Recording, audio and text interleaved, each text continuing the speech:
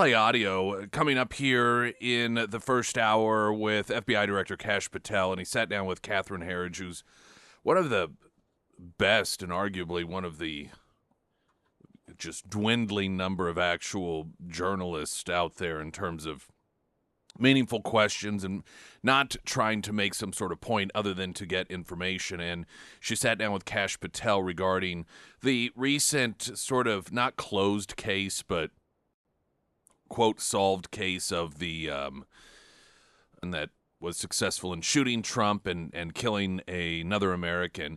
And there's a degree of dissatisfaction, I think, with a lot of Americans about not the findings so much. You've got two avenues of the watchful eye, if you will. There's, okay, what's the final determination, but also, what's the final determination regarding Crooks himself? And that is something that Kash Patel continues to address and saying, here's what we know, acted alone, this is what we did, this is the time we put into it, this is the information that we have, and here is why it is we came to our conclusion. But what seems to be absent is addressing what it is that a lot of Americans want to know in terms of, whether it's an investigation or otherwise, the FBI's play in it. And not even necessarily, I'm sure some people do suspect, was the FBI involved? Was Secret Service involved? But there are clear unanswered questions regarding the FBI stonewalling the investigation. I mean, members of Congress have noted that the FBI hid information from their official investigation. We're not talking about simply a matter of members of Congress feeling left out of the loop, or, hey, we should have been notified of this, and an FBI that says, well, it's a judgment call, we didn't want this information out there. You had Congress in its official capacity carrying out an investigation in which they were seeking under their authority to get information from the FBI, and it turns out that essentially the FBI was lying about much of the information. And that is an area, for me, that is, in terms of needing to get to the bottom of it, just as, perhaps even more important than whether Crooks acted alone.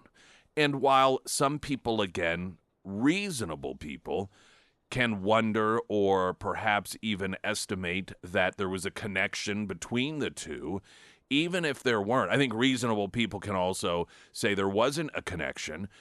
You simply had this individual that, as apparently under Kash Patel's FBI now, they've determined acted alone, hated government, and like so many people that become left-wingers feel that it's their duty to do something about it, and that is to go out and try to murder people. And it always turns out to be Trump supporters, MAGA people, and so forth. There is that component to it, and that could be, again, isolated, not having any direction from anyone, not being prodded by someone from within the government, but still have a corrupt FBI, still have a corrupt investigatory aspect of things that needs to be investigated. And that could be just up to and including kind of mailing it in because, well, if he gets assassinated, it's not the worst thing in the world, and so not necessarily doing the job to the best of the ability and being a little bit lax. And you could see why subsequent to an assassination attempt, the government might not exactly be forthcoming when it comes to turning that information over. And so that, to me, it's almost like the Epstein situation. Okay, Epstein. Did he or didn't he kill himself? You got all of that, but then the separate the Epstein guilt itself. But then there's all those other people that were involved, including, once again, the FBI apparently running cover for the guy. That's a whole separate thing. And for me, it's similar with the Crooks as the attempted assassin of Trump. Okay, you've got him and what he did and whether he acted alone, but then there's the whole other component out there about what did the government know? Why did how did this even occur? Was it due to negligence, and why, subsequent to it, did you have, under Christopher Wray's authority, the FBI lying about some of the information that they had? And that is where, for a lot of folks, the level of dissatisfaction is. And it's almost as if there's two conversations going on. I get this sense that people like Kash Patel and Dan Bongino get a little frustrated in the sense that, listen, we put all this out there and we've given you all the information and been transparent. Well, yeah, about the shooter himself. But what about all the other stuff? That's where so much of the concern lies. But I wanted to play the audio of Catherine Herridge asking Kash Patel a number of questions because, and maybe this is my personal bias in regards to why I think she's absolute top-notch, because she just asked straightforward questions that pop into my head. So often, and you may be the same way, you read an article, you see a news story, and then you're like, well, why didn't they ask this question? This is the obvious question to ask. There are more questions now than before. And those are the Catherine Herridge just bam, bam, bam, straight out, no drama, point blank, ask the questions. And so we'll have that coming up. And also, Doge isn't dead. This is a message coming from the Trump administration, specifically the director of the United States Office of Personnel Management, Scott Cooper, who is saying that the whole Doge is dead thing, a statement of mine regarding the state of Doge affairs as it is today, was edited to make it sound as if we had kind of were like, okay, all those efforts are done and over with, we're finished, and he's saying that is not the case. So his correction of the record, if you will. We'll share that coming up also. The Pyramid Roofing Company talk and text line is 447 KSGF. Latest news update.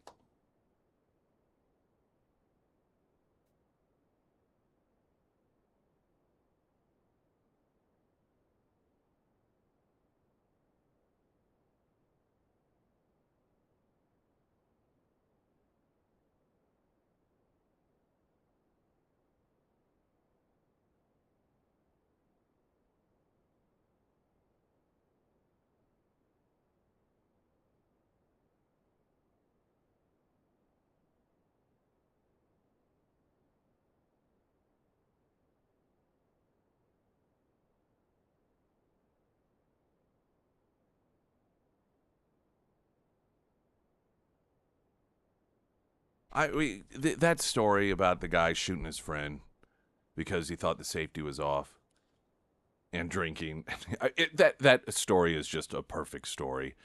And I think, though, to myself, what's the initial thought so many people have? Well, this is why you should learn about gun safety. And I'm thinking to myself, I'm fully on board, 100%, and agree about gun safety. But there are some things, do you really have to have a gun safety course to know? Like, you clearly understand that there is a safety, given the fact that he said, I thought the safety was on. I would not think. Well, maybe I should put it this way. If you need a safety course to tell you not to point a gun at someone and pull the trigger when you know there's a safety and you just, quote, think it's not that hard to check. I don't know that you should have a firearm. I don't know that gun safety is going to help you. I mean, it's just like, it's like saying if somebody takes a car and they drive it through deliberately, through a parade of people and saying, well, see, that's why you need to take a driver's test. I don't think that a driver's test is going to help somebody like that. I don't think you're wrong. Yeah. Anyway, I thought I'd share that thought. But is that everything about that story as it was coming, I thought, yep, sounds right, Yep. sounds right. Drinking involved. Thought the safety was on. I'm not sure what else you could really throw in there. I don't know. Yeah. I don't know. The first alert forecast from Ozarks First meteorologist Tom Schmidt, sponsored by St. Clair of the Ozarks Home Improvements. Today we'll see patchy fog between 8 a.m. and 9 a.m. Otherwise, mostly cloudy with a high near 58. Tonight, mostly clear with a low around 31. For your Wednesday, sunny with a high near 46. And taking a look at Thanksgiving, sunny skies with a high near 48.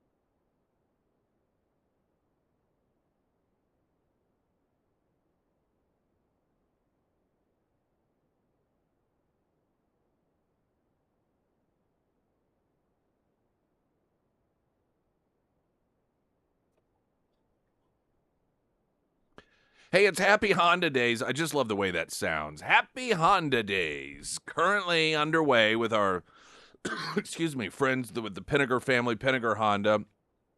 Got to get rid of those 2025 models. No payments for 90 days. Can you believe that? No payments for 90 days. So what does that look like? Let's say the Honda Pilot, for example, the 2025 year-end clearance, $1,500 sales credit, rates as low as 3.49%, and no payment until February. The Ridgeline, this is the one that I love. The 25 Ridgeline, $3,000 sales credit, rates as low as 0.99%, and no payments until February, 90 days. Then the 25 Honda Accord, $329 a month. The monthly payments based on 3.99% APR, and again, 90 days without payments. So a lot of incredible deals.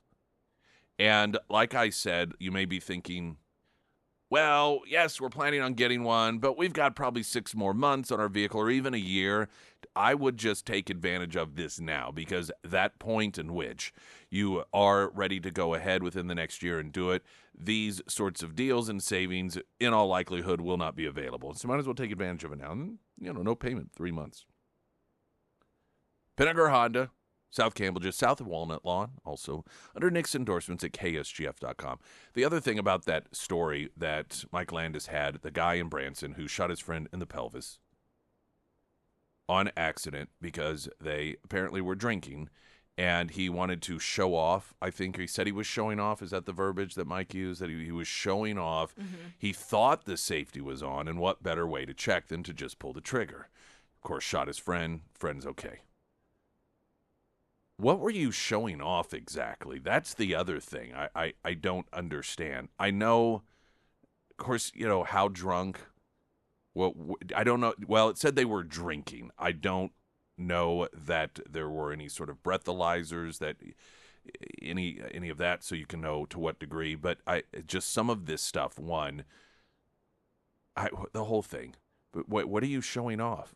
Look at what I can do. I can point a gun at you and pull the trigger without checking the safety. That's a show-off factor. I don't know. Doge isn't dead. The Department of Government Efficiency, according to Town Hall, may no longer exist officially, but the policies and goals of the agency remain alive and well, and its goals ingrained in government agencies under the Trump administration. Now, this was an announcement that came about, and listen, I'm very skeptical oftentimes of the way government presents things, but I also know what we deal with in terms of media in this country, and I do at the same time know that sometimes it isn't, in terms of reporting, nefarious purpose behind the reporting that might be misleading, but oftentimes just a lack of intellectual curiosity, and you get a few bullet points and you run with it. And what it sounds like here, at least this is the way that apparently Scott Cooper, the director of the United States Office of Personnel Management, is explaining it, that Doge had the infrastructure in place, like the centralized infrastructure. And they went through and they found a great number of areas in which there needed to be a significant change and cleansing out of waste and so forth. And they essentially primed the well to get things on a pathway of consistency, of constantly being in Doge mode. And so that centralized function of setting things up infrastructure-wise and setting expectations is just no longer needed. And so that part of it went away. It was slated to go away in July of this year anyhow. This was never, the plan never was for this to be permanent. I remember that point being made on numerous occasions whenever the media was going apoplectic and Democrats were acting as if we were all going to die. Literally, they were talking about 39 million people here are going to die and 40 million people over there are going to die because this program was cut. And we were hearing about all of these deaths. People were literally going to die because of it. and that, where is this going to end? And it was noted there is an expiration. It's July of 2026. It finished early, at least the apparent need for that centralized brain, if you will, getting everything set into place so that Doge could, in principle, exist in just perpetually.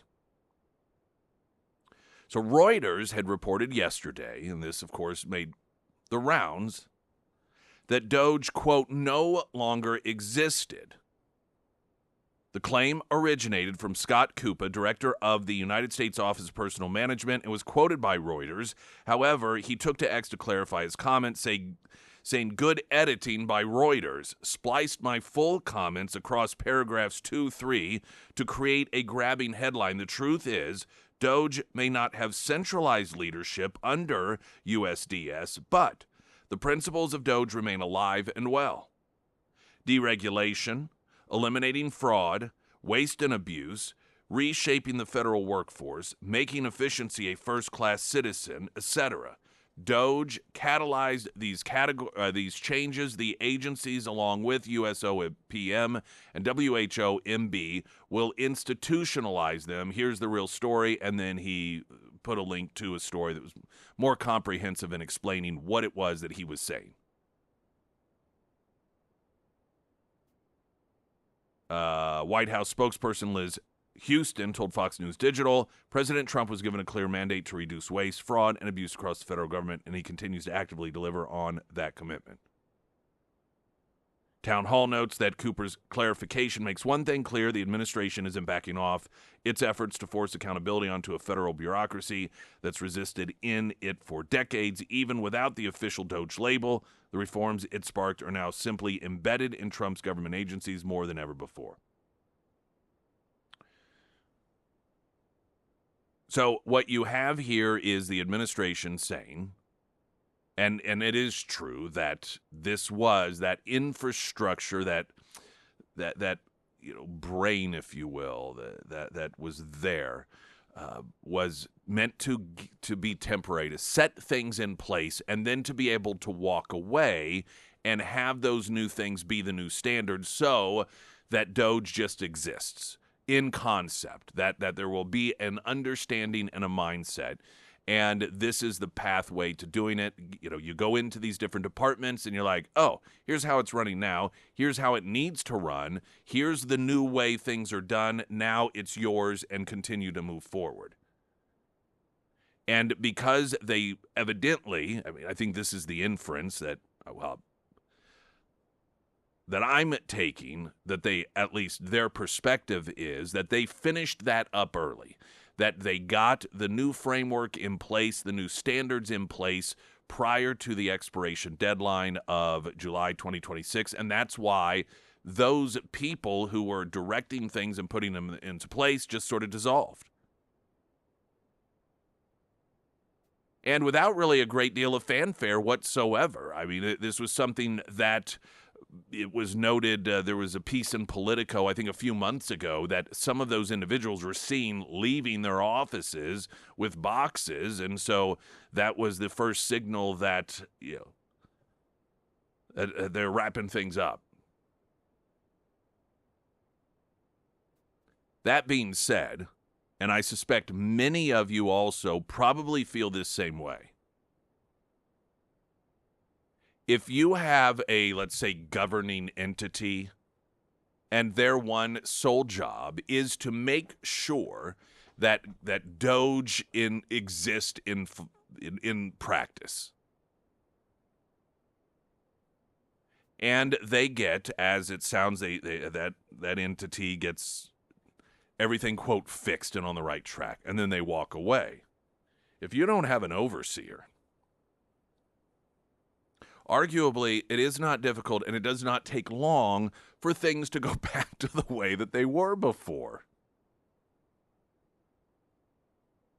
Unless the people who are in those particular divisions of the government are 100% true believers in how things are,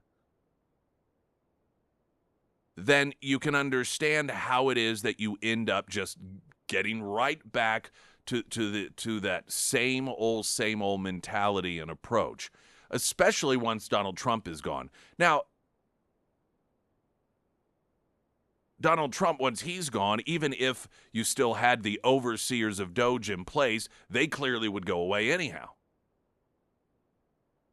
And I'm sure their argument would be that's why, for more long-term success, we aren't relying on the overseers, because you can get rid of those, but instead trying to change the complete cultural approach and the structural way that many of these different divisions operate. And that's why we pared them down now, so that even if that the overseers are swept out under a new administration, things are still functioning in a more efficient way. Now, of course, again, the next people that come in, if you get Democrats or even some Republicans, and they're like, no, we like to go back to the way things were before, they're going to. But that's what elections are for.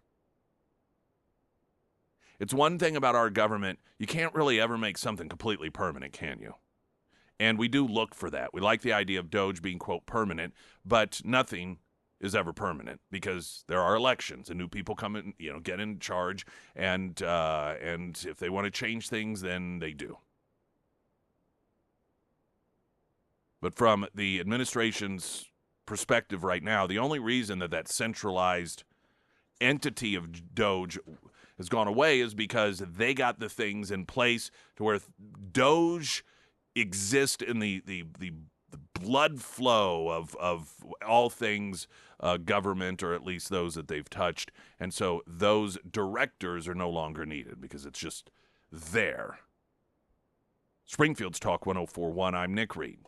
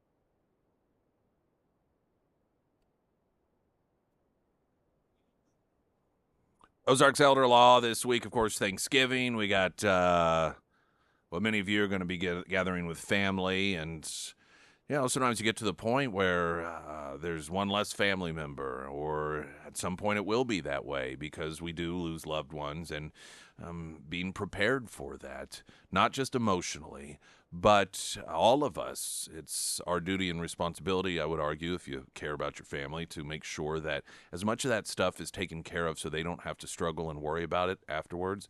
And that means having legal documents, not something you downloaded for $199 online that the internet tells you or some commercial tells you means you're secure. By the way, every state's different. So the idea, anyhow, that you can just download some document, no matter where you are in the country, and you're going to be taken care of legally, I'm telling you, that is not the secure route to go. Ozarks Elder Law, what do you need to do? They'll tell you. What does it cost to find out what you need to do to make sure you and your family is protected? It costs you nothing. That is a courtesy that they offer to you. And then, whether it's something very simple or something a little more complex due to your personal situation, They will tell you before you get started on the actual legal drawing up of documents exactly what it's going to cost, one price, not hourly, not 15-minute increments, but one price. You know ahead of time. And again, the consultation is a courtesy. So you can find out what it is you don't even know that you need to know. 10 area locations. You can find them all by going to ozarkselderlaw.com. Also, Nick's endorsements at ksgf.com. We do have Santa's Angels underway, partnering again with KVC Missouri. Our incredible friends at Wheeler Metals is sponsoring the Santa's Angels this year. We've got all the details, including Christmas tree locations at ksgf.com. Crown Power and Equipment being one of those locations. Mexican Villa off South Campbell. Love Mexican Villa. You know what? You know what their mascot's name is? What? Now, do you know? I think the mascot is so ingrained that people are like, what mascot? But he's on the Yeah, the signs. little Yeah, yeah, the yeah. little guy. Do you know what his name is? I don't know why. I love this. I find it to be so hysterical. What? It's Ben Chilada. That's so dumb. I think it is Like in a good way. hysterical. I know. That's what is so, it's so hysterical. Because usually, what do you think? We're going to come up with a mascot name and it's going to have sort of a Hispanic, it's Ben. I love it. And then enchilada, Ben Chilada. It's like For it's whatever reason, I find that to be the just like a dad funniest. joke. It is. I think that it is absolutely, I just think it's funny. I like it. So they are partnering with us. This is a first year with them. So huge thank you to Mexican Village, specifically the South Campbell location, Greene County Freight and Food Sales, and Pinnager Chevy in Republic. So the Pinnager family, but it's the Chevy location on 60 in Republic. And you can, great week to go by and adopt a kid. All of the details and instructions what to do are on the different tags that you will pick off the tree. And then, of course, again, more details at ksgf.com.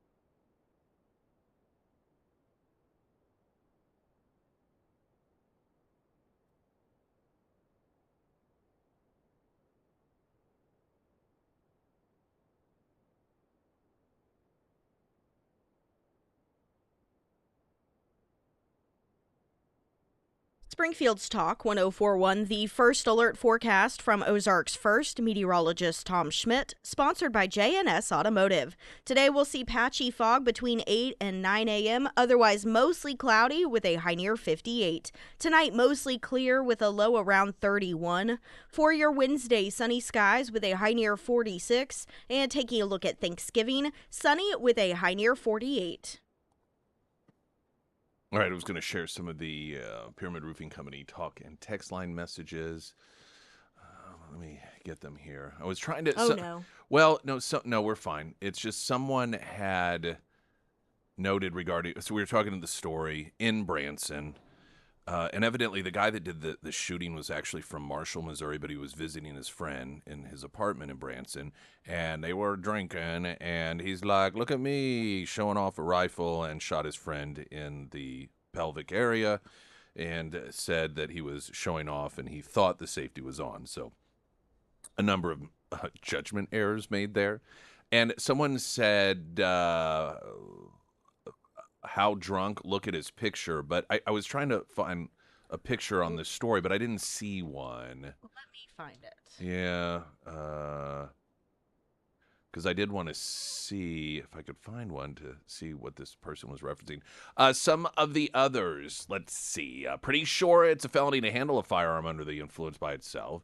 Another saying it was more of a hold my beer moment than showing off.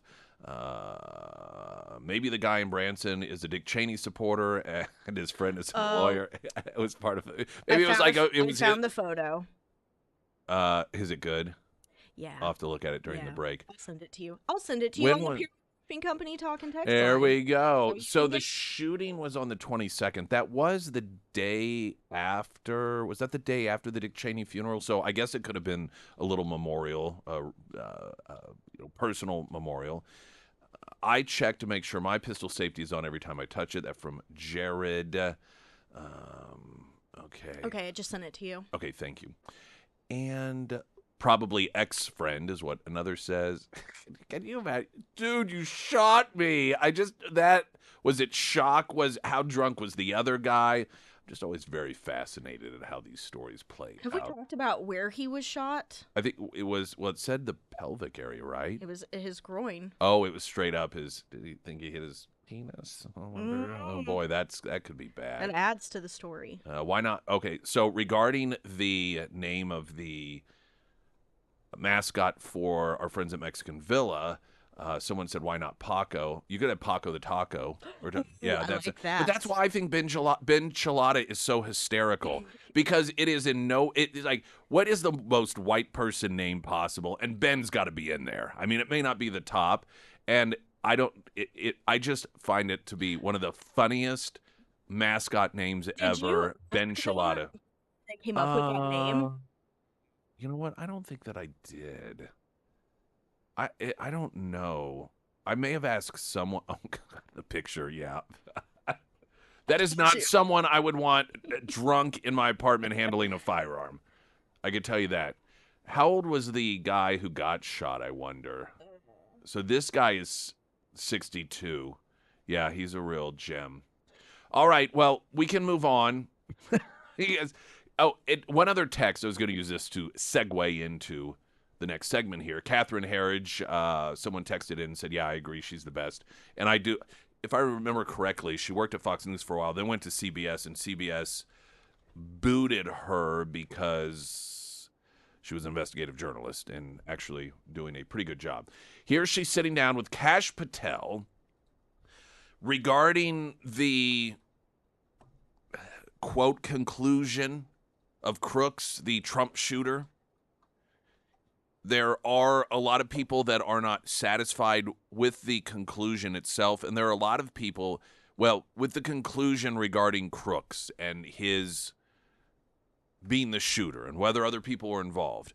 Then there are people like me that are very dissatisfied with what appears to be a lack of interest in investigating the FBI itself, regarding, at the very least, the fact that we now know that Christopher Wray lied about what information that they had, and there was a cover-up. There was a cover-up. I don't think anyone's denying that there was a cover-up regarding much of the information that was had by crooks. And so why did that occur? What was the point? Why were they trying to hide this information? And that, to me, is an area that I'm not satisfied with Kash Patel just sort of, I suppose, dismissing it. Here's the exchange between Catherine Herridge. By the way, this isn't anything explosive, but I just thought maybe some of the questions you may have, she asks and he answers. One of the big cases you inherited is the attempted assassination of President Trump in Butler, Pennsylvania. What are the findings? So, as you know, Catherine, we've been briefing the president constantly on this matter, and he's very satisfied with it. And I understand the public's desire for more and more information.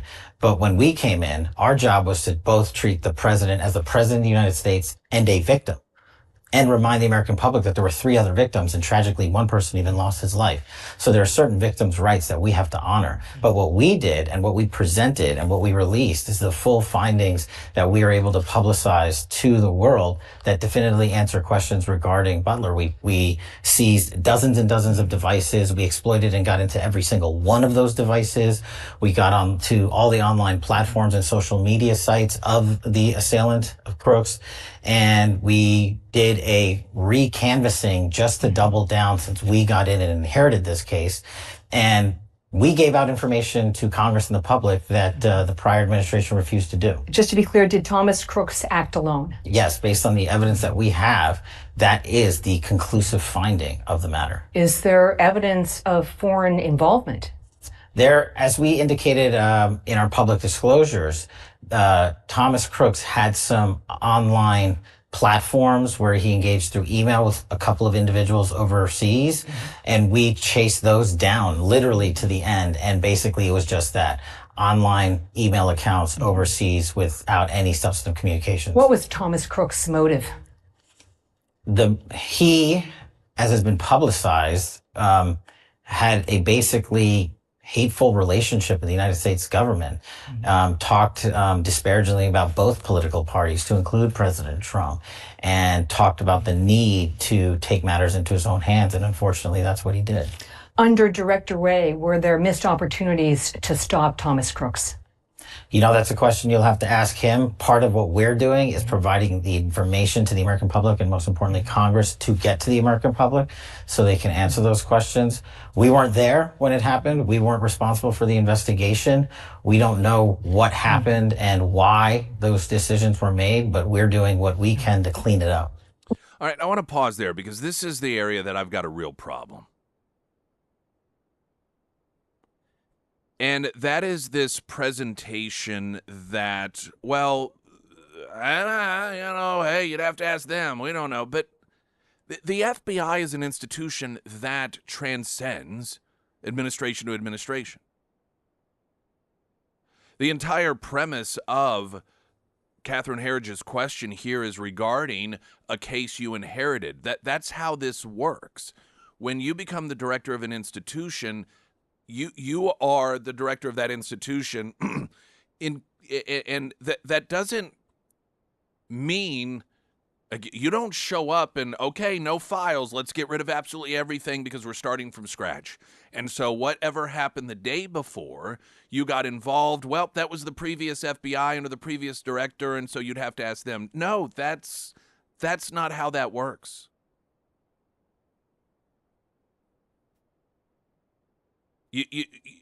I'm very unhappy with that approach. One, because it's just not how it works. But also, to me, it diminishes the level of potential corruption. It sends a message that, well, whatever it was, not that big of a deal. You know, that was them. We got new people in charge now, so I don't know. You'd have to ask them. Oh, you're being asked. You're the director of the FBI. His further assertion that all we can do is, get in there and try to clean things up. Well, how do you clean things up if you don't know what caused the mess? If that's the contention here, that you don't know why or if the FBI did things wrong, what the motive was behind the way they handled it, if they screwed things up, was it incompetent? If your approach is, well, that's not really for us to decide because that was the previous administration, then how do you fix it if you don't know what was broken and how it was broken?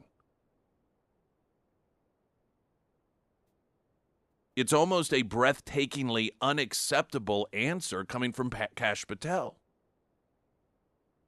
And this is where I've got it almost it takes my complete focus off of Crooks himself, who of course deserves focus.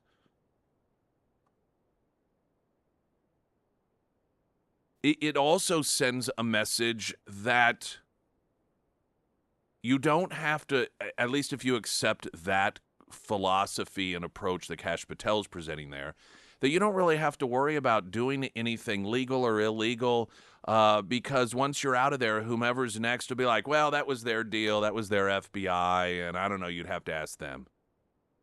No accountability.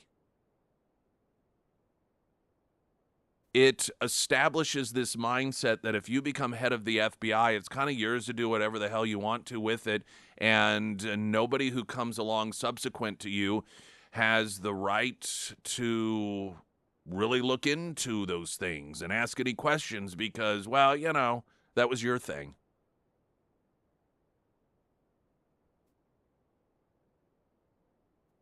What he presents regarding Crooks himself seems to me to be reasonable. Now, that doesn't mean that it's necessarily absolutely true. Listen, if there are people who believe wholeheartedly there's absolutely no way on earth that he acted alone, I don't think that that is an unreasonable suspicion to have, given what we have learned about how our government will lie to us about anything under the sun. I also think reasonable people can believe what Kash Patel is putting out there and saying regarding Crooks himself. I believe it is conceivable that this is just, some kid or young guy that, like so many other people on the left, they get stoked into violence and believing it is somehow their moral duty to try to take out Hitler, and that is not, to me, inconceivable. It's also not inconceivable that a number of different divisions of law enforcement that were supposed to secure the area, that, things got fumbled, whether it was incompetency or it was, that's not my job, it's yours mentality, whatever. All of that to me is conceivable. But what I don't accept at all is when the current director of the FBI is asked about what we know was covering up and lying. Again, Ray lied to Congress. Chuck Grassley has sent a letter to Kash Patel, I believe, about this specifically, in which we now know that the FBI knew about a lot of the different postings that he had made on social media and so forth and communications, and Christopher Wray was like, no, we got no indication whatsoever why he did this. We know that's not true. Given that not just to the public, this isn't a scenario in which, well, we didn't want the public to panic, or, well, we had certain aspects of the investigation we feared would have been compromised if we made public what we knew. That's not what we're talking about. We're talking about Congress in their constitutional authority having, an investigation and being misled, lied to by the FBI in that investigation. That's something big. And for the current FBI director to dismiss it as, I don't know, you just have to ask them, that is not acceptable, in my opinion. Now, that is my opinion, but I will tell you what is fact. Whether it's fair or not, that approach does not give me confidence in the FBI under Kash Patel. And that may be unfair, but that's a reality. And I suspect that that reality is something that extends beyond my sense of an FBI when you hear that sort of answer. I suspect that there are a lot of people in this country that if they hear or when they hear that dismissive approach regarding the previous FBI's potential corruption and lying about what they knew, that does not instill confidence. If your goal is to get in there and fix things in the FBI for the purpose of, one, fixing the FBI, but also to reinstill confidence that the American people have in that division of the government, that is a big fail. Springfield's Talk 104.1, I'm Nick Reed.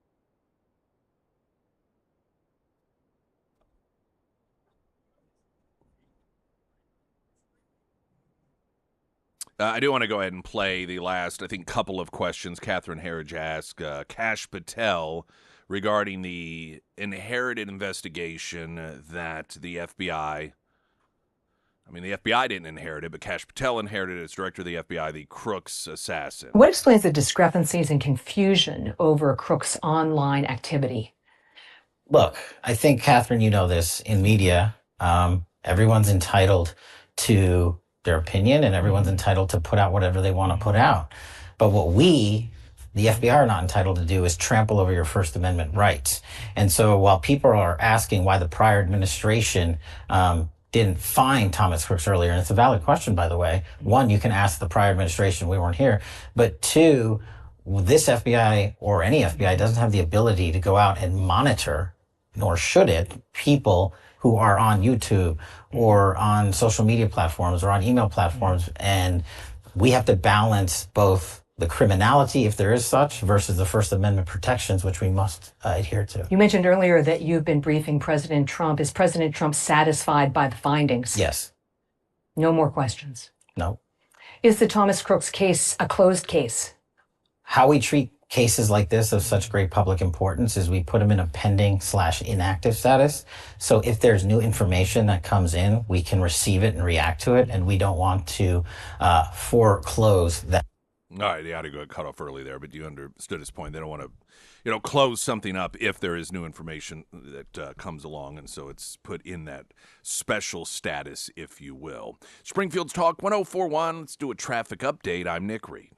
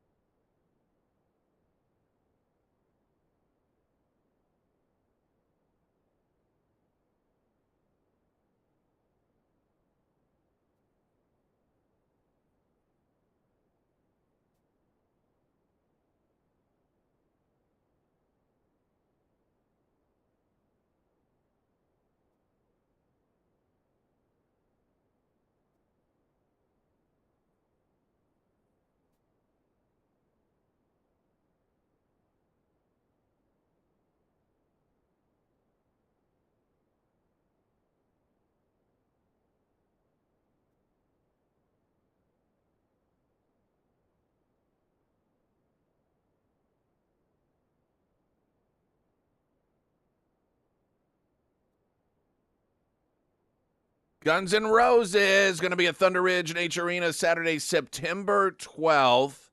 This next year. Tickets go on sale next Friday, December 5th, 10 a.m., but you can register now to win at ksgf.com, so your chance to see Guns N' Roses. I think that will be quite a fun concert. I don't know if they've announced who the opening will be, but I'm always curious when some of these reunion sort of things, not really reunion, but these tours with Guns N' Roses, that genre, that era, sometimes their opening acts are a lot of fun as well. It's your chance to win Guns N' Roses tickets at ksgf.com.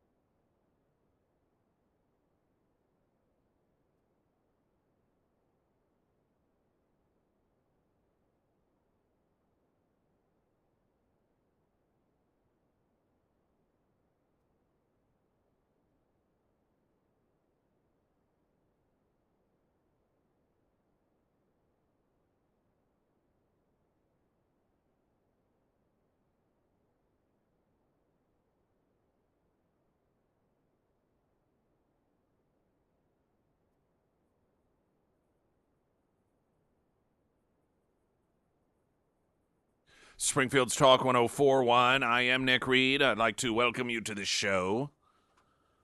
Streaming live, KSGF.com. We're on YouTube. You can watch the show as you listen to it. Should you feel so compelled, just look up Springfield's Talk 1041.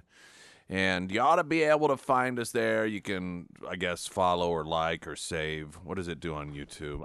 Subscribe. That's there right. You subscribe. Go. You got it. I've subscribed to a couple. I think they're all family, though. Yeah. Yesterday, I was scrolling. I think I told you this. Scrolling through, just I don't know. Oh, yes. And then I see one of my sister's photos, and my siblings. I think I'm the least interesting in terms of daily life of all of the siblings. There's 6 of us, and I'm just scrolling through, and she's there when I'm like, who's our friend? Her friend looks older than her. It's like she looks like Paula Abdul. I'm like, it is Paula Abdul. she has a picture of Paula Abdul, and not like. How did that happen? I don't know. That's what my wife had, and it wasn't like a photo in which Paula Abdul's doing. Paula Abdul was like hanging on her, kissing her, and not like kissing her, but like they were best friends. Yeah. And I'm thinking, what? And so then my wife, Morgan, she's like, where was this? I was like, I have no idea. And of course, the photo has no explanation or anything. It's just, why did I bring that up? I don't know. I don't know. Oh, I know, just because I was talking about, I think my siblings, some of them have YouTube channels, and I want to say those are pretty much the only ones I've subscribed to. So I forget whether it's called subscribe or follow or what. I just guess I'm not in that groove. Emily Johnson, House Theory Realty. Honesty, they say, is the best policy. A lot of times people don't like honesty. Do these jeans make my butt look fat? What do you really want to hear? Do you want to be, something to make you feel better? And a lot of times when you are looking to sell your home and you have a realtor come along to tell you, how much it's worth, you want to hear how wonderful it is. And your decorating choices were incredible. And oh my gosh, this is the single greatest home I've ever shown. Your taste, what you've done with the home. And sometimes it's not about great taste. It's about what has the greatest, largest appeal that will help the home sell the fastest and get you the best price possible. And that's where Emily Johnson is going to be honest with you. She's nice. Some people who are honest aren't able to do it in a nice way. She is a nice, caring person, but she also knows you are trusting her to help you sell your home. And so she is going to tell you if there are things that you need to do differently, maybe whether it's a color scheme or maybe your home has a smell to it that you don't recognize because that's your home and you're used to it. And she's going to let you know that stuff because her number one priority isn't making you feel as if you have the single greatest home ever that she's ever seen, but it's to help you sell your home as quickly as possible and get the best price possible. So if that's what you're looking for, which is what I recommend and why I recommend, Emily Johnson, House Theory Realty. Latest news update.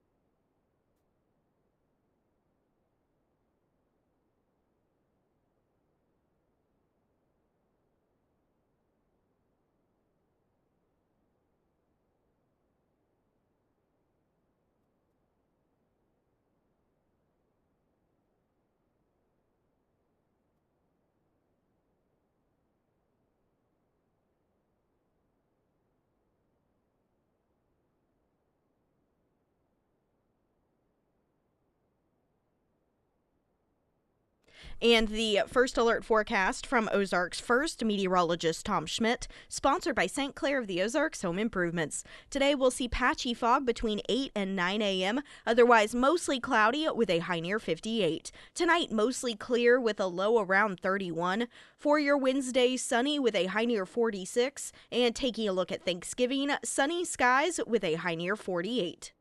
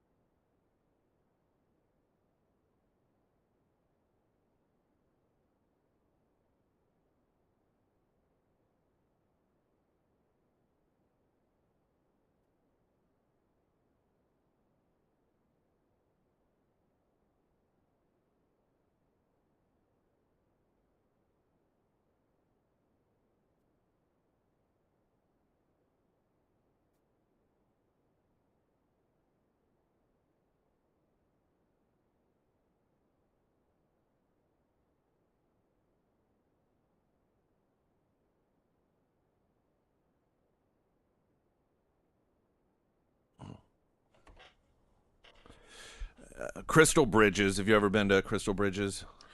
I have not, but I know where you're going with this. Yeah, so they have evidently to coincide with America being 250, a building bridges sort of series of speakers, all about highlighting those who have shown great leadership and dedication regarding meeting in the middle with curiosity, courage, and care.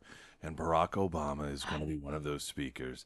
The man who declared people who don't support him bitter clingers. Yes. Who cling to God and guns. Just and perfect speaker. Yeah. And most recently, of course, campaigned for an individual running for attorney general who fantasized about murdering political opposition. I mean, what better person? I couldn't think of one. I couldn't either. You know who they should have picked? Pete Buttigieg, as former transportation secretary, because he recognized bridges were racist. Yes. Or something like that, Yep. if I remember right. I don't. Brett Sturley in with us. We've had him here on a number of occasions, generally talking about convention of state situations. And you are, I heard Sarah asking to clarify the exact title, Director of Convention of State. Missouri State Director, Convention of States Action. Action, there we go. You were close. I was getting there. I was on my way. And generally, well, when we have you in, I do like to just start off explaining the concept of Convention of States, because most people don't know, or they've heard it and they don't really know much beyond just the terminology, but also because there's generally some movement that has occurred that is sort of changing the landscape of a potential convention as a state. So if you would start off explaining, as someone who has no idea whatsoever what that even means. Well, absolutely, and thank you for having me here this morning. I appreciate it. Now, I didn't know anything about this in 2013 until Mark Levin. Weren't you kind of against the concept at first, or am I wrong about that? Well, I was unknowledgeable. Got it. I didn't know anything about it because Mark Levin in the summer of 2013 was talking about this book he was coming out with, which was the Liberty Amendments, and I was listening to this. I'm like, I've read the Constitution, the Federalist Papers, and the Anti-Federalist Papers, and kind of thought I was a little bit kind of up on history. I had no idea what this was. Lo and behold, right there in Article 5 of the U.S. Constitution, there is this Convention of States method to amending the Constitution. And Article 5 actually has two different processes to propose amendments to the U.S. Constitution. One we're probably familiar with is where both houses of Congress, by a 2/3 majority vote, pass a proposal that they want to see a proposed amendment ratified in the Constitution. They pass by a 2/3 vote in the House and Senate, and then goes to the states, and it requires 3/4 of the states to agree to that, to ratify that amendment before anything in the Constitution is changed. Well, the second mode is called the Convention of States process, and that process is where 2/3 of state legislatures can pass a resolution to hold a Convention of States meeting. It's in a legislative environment, just like what they have up in Jefferson City and all 50 state capitals. And they will propose, it's a limited convention. The resolution that at least 34 states agree upon sets the agenda. So then those states can select their commissioners to go and represent their state and discuss proposals that are within the bounds of that agenda. Of the resolution that at least 34 states have agreed to. Then anything that passes out of that convention with at least 26 votes then gets sent to the states just as it came out of Congress, to where then it still takes 38 states to agree to that amendment proposal, ratify it, and then at that point the Constitution's changed. So it was just a way to, George Mason asked in the 1787 convention, he basically just said, well, guys, we have a really big problem here. We've been talking about since May how to design a government that is least likely to infringe on individual rights. But now the only way we have to amend this is through Congress. And he said, are we so naive to think that a government that's become a tyranny will take steps to restrain its own tyranny? So that's obviously no, and that's how the Convention of States process was born. So arguably, we're learning that there's some insight there. Pretty much on a daily basis. Oh, boy. All right, so what's the latest development? I know there was a case in Kansas. There was a case in Kansas, and back in 1974, actually, post Roe v. Wade, Kansas, in their state constitution, in Article 2, Section 13, adopted what was called the Roe Rule. And the Roe Rule was a specific requirement that in order for an Article 5 Convention of States resolution to pass in the Kansas legislature, it had to not have a majority vote. It had to have a 2/3 majority vote in both chambers. And that was actually adopted into the Kansas Constitution to prevent a Convention of States movement from repealing Roe v. Wade. And so back 3 years ago, we received a majority vote in both the House and the Senate in the Kansas legislature, and that satisfies the U.S. constitutional requirement for passage, but it did not satisfy the Kansas state constitution. And so that triggered a potential lawsuit, which we filed a lawsuit against the Kansas legislature, and stating that that was an unconstitutional additional barrier that they were trying to supersede the U.S. Constitution. So in the court case is Thompson versus Masterson, if you want to look it up. It was in U.S. District Court for the District of Kansas. Our Convention of States Action co-founder Mike Ferris served as lead counsel. And the court, and we argued that this is an unconstitutional provision because of the supremacy clause in Article 6 of the U.S. Constitution. The U.S. Constitution supersedes any state constitution where there's a conflict. And the court first dismissed the defendant's argument that Article 5 issues were a political question. They said, no, it's not a political question. This is a constitutional question. And then went even further. It also explained that the application power is not conferred by state law, but by Article 5 itself. So the federal district court ruled correctly that the Kansas state legislature was not acting under authority in the Kansas state constitution, but it was actually under the U.S. Constitution. So, all right, what does that mean then? How does that fall into the big picture? And I also want you, when we talk about, okay, the number of states and all these different benchmarks that need to be met in order for there to be a convention of states, where does that stand now? Sure, absolutely. Well, 19 states have passed our model resolution here so far, including Missouri. Missouri passed in 2017, also passed again in 2021, because when we passed in 2017, it was passed with a 5-year sunset clause. So now in 2021, we passed a clean resolution, no expiration date. And so you have to, 2/3 of the states is 34 states. So we're at 19 states here right now, so we're 15 states short. Kansas has passed twice by majority vote. However, that was prior to the repeal of the Roe Rule. In this last spring, we passed the Senate. I believe it was 29-11. So by that 2/3 supermajority, so we satisfied both the U.S. Constitution and the unconstitutional Kansas requirement at that point. And now, since that clause has been repealed, now all we have to do is pass the Kansas House, by a majority vote, which we're hopeful to do early next year, and then Kansas will be state number 20. Okay. So still quite a few to go. Is there even a loose pathway, if you will, that you all are sort of, I guess, focusing on this state, that state, then this state? 100%. I mean, we've been introduced in all 50 states, and we still have active legislation going in, like Pennsylvania, in Ohio, which are year-round state legislatures. So the ones that are probably teed up the closest, you're looking at Idaho, Montana, Wyoming, Iowa, Ohio, Pennsylvania, North Carolina. What's the holdup for states? Well, I just rattled off 7 states, and probably between those 7 states, there might be 10 or 11 legislators that are keeping us from going to the floor. It's either a Speaker of the House, it's a floor leader, it's a committee chair, to where we have counted the votes in the entire chamber, and we have votes for passage in all of those states. We're close in a couple.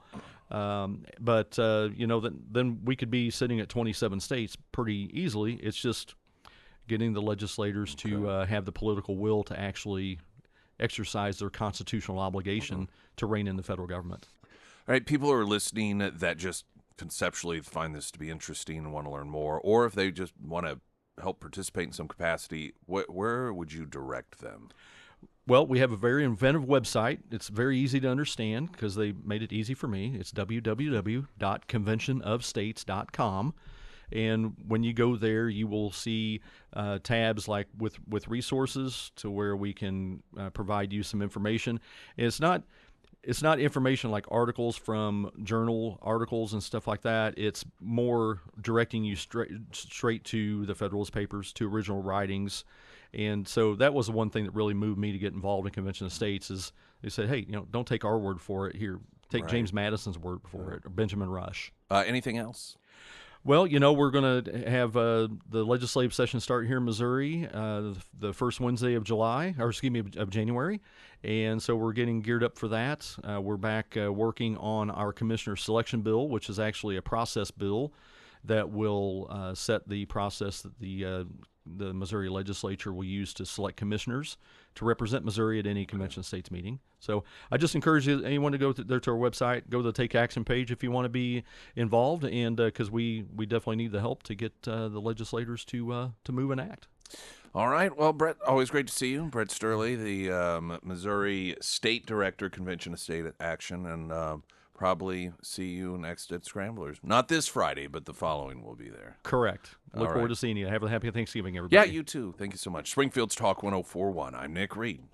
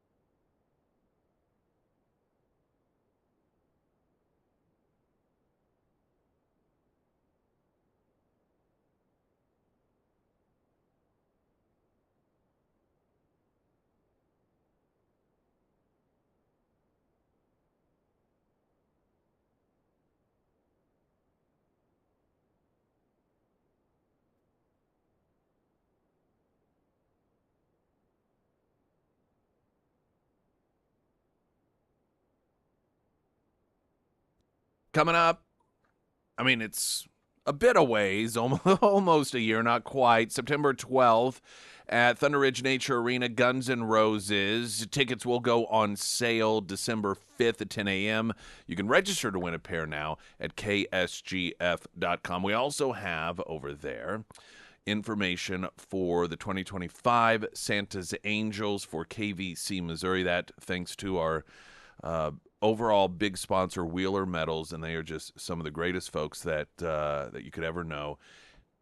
4 partners that we have, one which is a brand new partner, one is a partner for the second time, and a couple of others, just as long as I can remember, partners where you can get the kids on the tree to adopt. There's Crown Power and Equipment out off Chestnut Expressway, almost to Glenstone.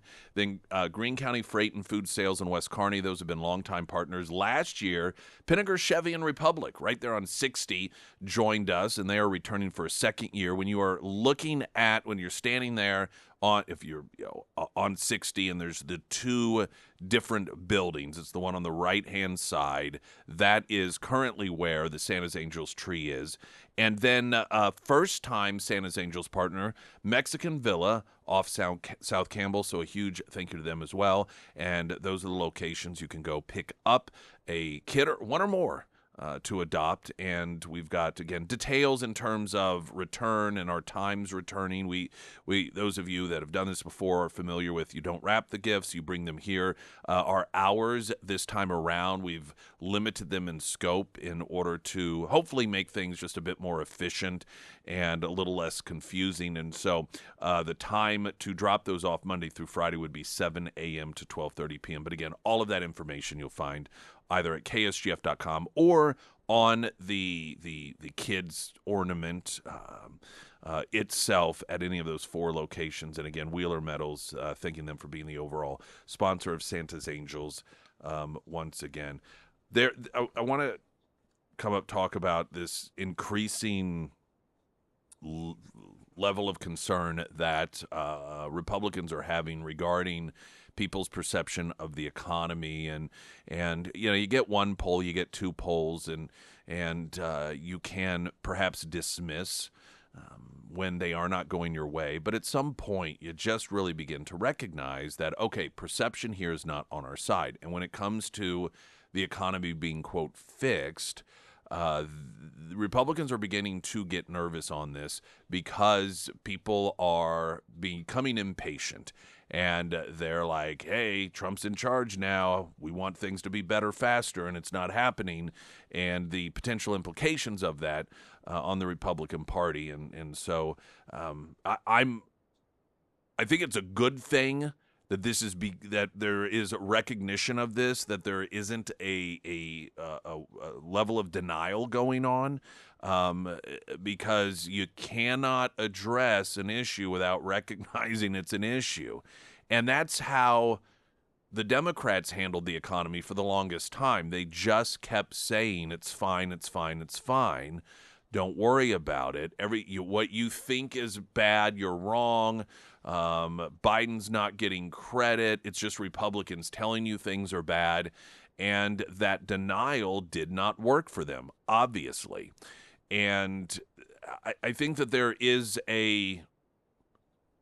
always opportunity for denial. And the fact that this early on, that Republicans are beginning to talk about this, that's a positive thing.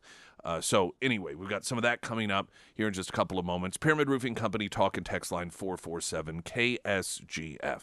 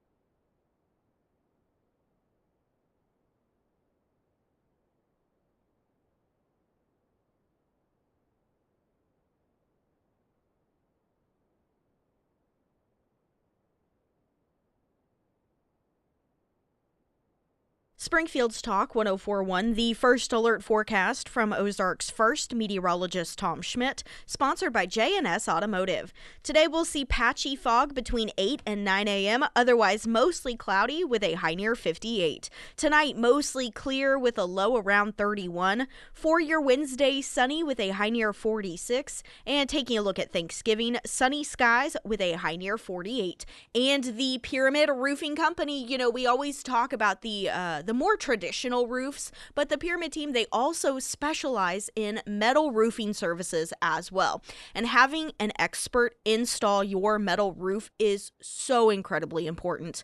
Most of the reasons a metal roof fails is because of improper installation.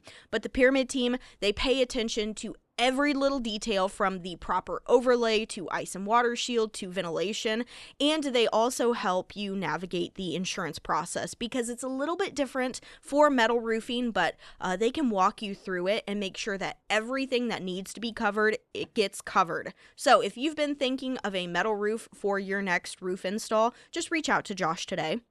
Now, you can find all of the contact information for the Pyramid Roofing Company under the Sarah's Endorsements tab at ksgf.com. Daily Caller has a piece, as do a number of other outlets, regarding the lack of approval Americans increasingly are expressing regarding Donald Trump's dealing or navigating the economy, making things better. They write, a significant majority of Americans seem thoroughly unimpressed by Trump's handling of the American economy, according to a new CBS poll released late Sunday. And it is CBS. However, this isn't an anomaly. Increasingly, there are polls that are showing the support for Trump waning on this particular issue. And that's obviously not uncommon. I mean, the longer that you have somebody in charge, the more people say, hey, this is your deal, you're in charge, you need to fix this thing. The new poll shows that just 36% of U.S. adults approve of Trump's approach to the economy, while 64% disapprove. Moreover, 77% of respondents said that the president is not devoting enough time to handling inflation and the economy. 18% said he was spending an adequate amount of time, and only 5% said he was spending too much time on the issue, according to the poll. 65% of the poll's participants agreed that president's policies are causing grocery prices to go up, while only 14% said Trump's agenda is causing them to go down. 58% of respondents thought prices had been rising in the last few weeks, while 31% said they were staying the same. 11% said that they were going down, the survey found. Only 32% of American adults said the current state of U.S. economy is good, according to a poll. Of those surveyed, 32% expressed approval over Trump's approach to tackling inflation, and 68% expressed disapproval. Now, there, of course, you've got reality, and then you have perception. And people say perception is reality because perception is essentially what dictates people's response. And so that's what that means. Obviously, perception isn't reality, but it might as well be in terms of how people react, because that's their reality. And, of course, the reality is most people probably don't really genuinely know, whether or not groceries have gone up, by how much. You know, some have, some haven't. And when you're dealing with little changes, it is a little more difficult, I think, to really assess what is going on. It was easier in a bad way during the Biden administration because it was just like every time you went to the grocery store, it was noticeably higher all across the board. And when you have 9% inflation, that is definitely noticeable. Well, it has obviously gotten much, much lower than that. Much lower than that. It's back much closer to the way it was when Trump left office. Part of the trouble as well is that people expect prices to go down. There's a conflation between price and inflation. And whenever people hear or heard the promise that inflation's going to go down, in their minds they thought that meant prices going down, and that's not what that means. Inflation going down means the rate at which the prices increase go down. Because in reality, in the healthiest economy in the world, you are going to have some slight inflation. But like a sweet spot is if the average income that a person is receiving is above whatever that inflation is, then that's a real sweet. That's when we feel good. Because it isn't about how much money we have or how much things cost. It's about how much money we have and how much things cost. Together. It's the combination of the two things. So you want income to outpace in inflation. And that, of course, it takes a while. It is much, much, much easier to tank an economy than it is to fix a tanked economy.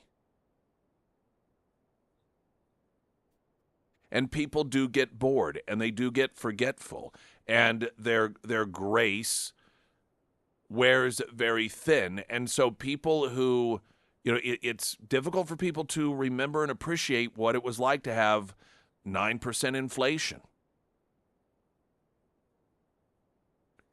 And to realize, to understand how much better things are now than they were then. Now, all of that, though, is irrelevant when it comes to the reality that's just how it is. That's people, that's how people, and people just want things to be better.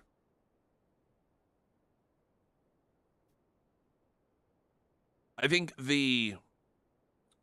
if there is a disconnect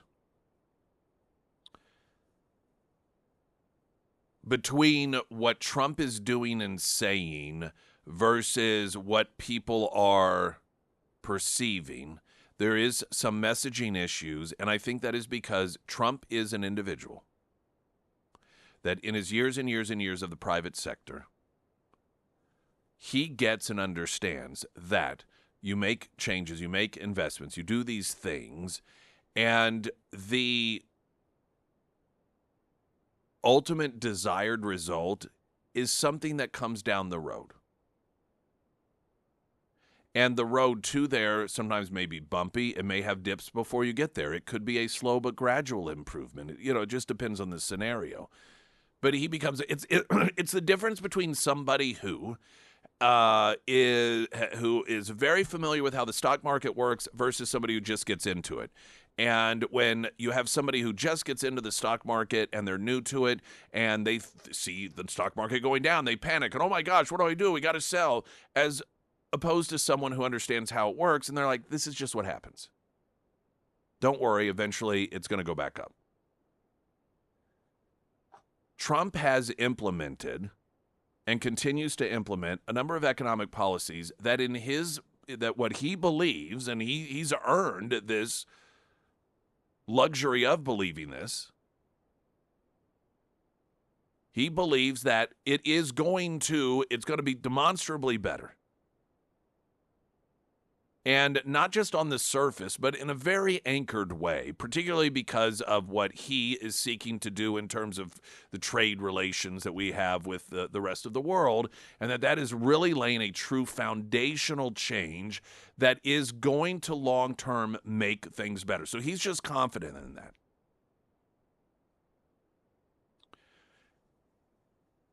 I believe that his lack of really in a successful way translating that to the American people is because in his mind, he doesn't really need to because it's going to work out. He is approaching it in the way that somebody who would be a CEO would. And, you make these decisions, and if you're confident in the decision because you've made these sorts of decisions before and you're an expert in these areas, and you make some sort of decision and that there may be people underneath you. You have employees. You've got these entry-level employees that are like, oh my gosh, what's happening here? This doesn't look good. And Trump, or any CEO, might recognize, listen, 2 years from now, they're going to understand. They'll get it.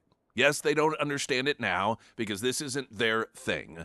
They are only seeing the making of the sausage without knowing what the sausage is going to look like, but they will know what it looks like because I've done this before. I know how this turns out, and I don't really, frankly, have time with everything else going on to stop and to for lack of a better term, sort of coddle them into understanding, don't worry, it's going to be okay, because it will be.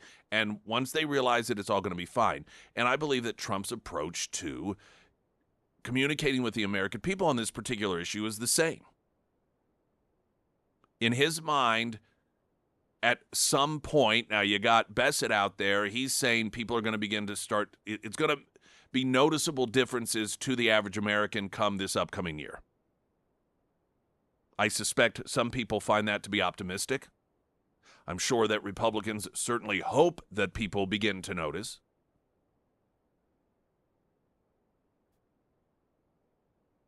That being said, this is where the disconnect is that could be damaging, because Trump is confident that people are going to know it. They're not, but he just doesn't feel it's necessary, it's needed in order to try to convince people of that, because it's going to happen eventually. You'll see. The problem with that is midterm elections.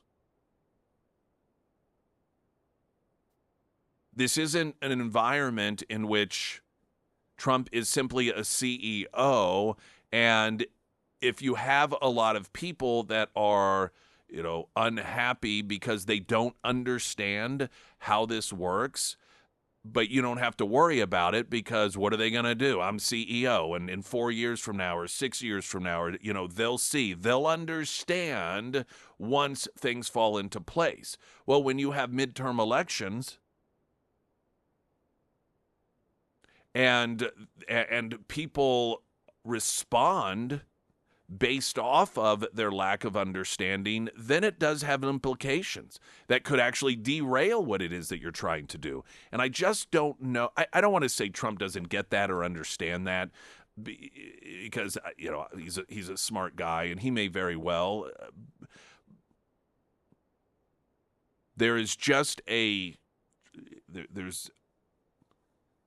Trump is recognizing in his vision, this is going to work out. Most Americans don't know that, and I'm not saying it's because they can't understand what it is he's doing. There just doesn't appear to be even any knowledge that that in Trump's mind, he knows where this is going and this is going to work out. I think the fact that he doesn't really address this directly so much in a way that people feel as if, okay, he's talking to us about this, people infer that Trump just doesn't care, or he's just done these things and he's moved on to other things, and he's just not paying attention to this right now. There is a misunderstanding as to why Trump's behavior regarding this, and a lack of communication. There's a misunderstanding as to why it is that he's carrying on this way.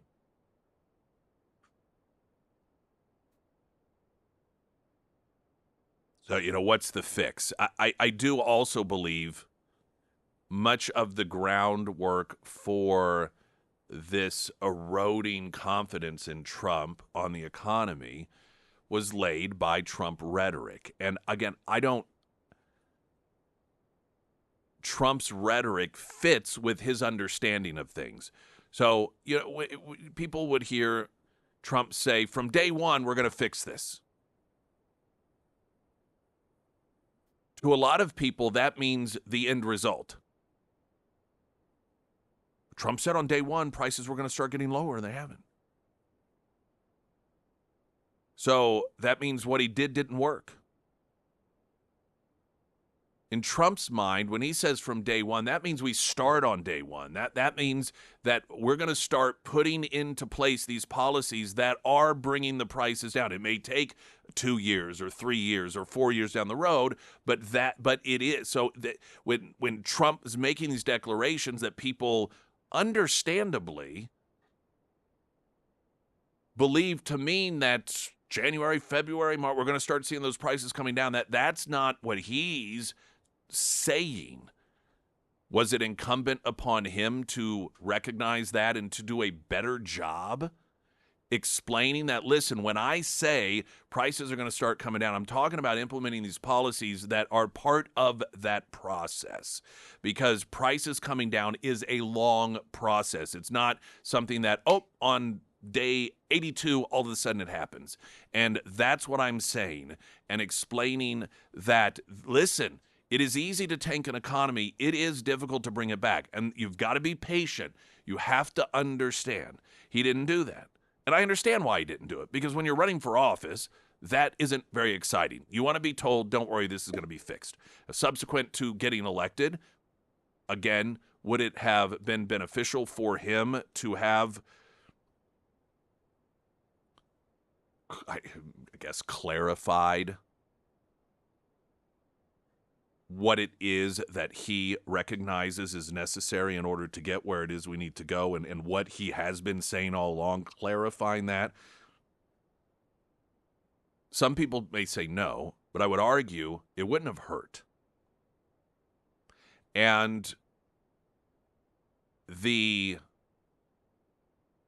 lack of confidence some Americans currently are expressing in the way that Trump is dealing with the economy, I suspect that those numbers of the lack of confidence might be a little bit lower. To better word it, Trump would be perhaps getting a bit more grace from Americans if they had had those expectations set early on. Wouldn't have lasted forever, because, at some point you got to start seeing the results. But you look at Reagan, I mean, it was into his second term before things actually in a meaningful way began to turn around. And they turn around in a way that still to this day the left sneers at the 80s as the decade of gluttony and greed, because things turned around so well from the Carter years. But it took years.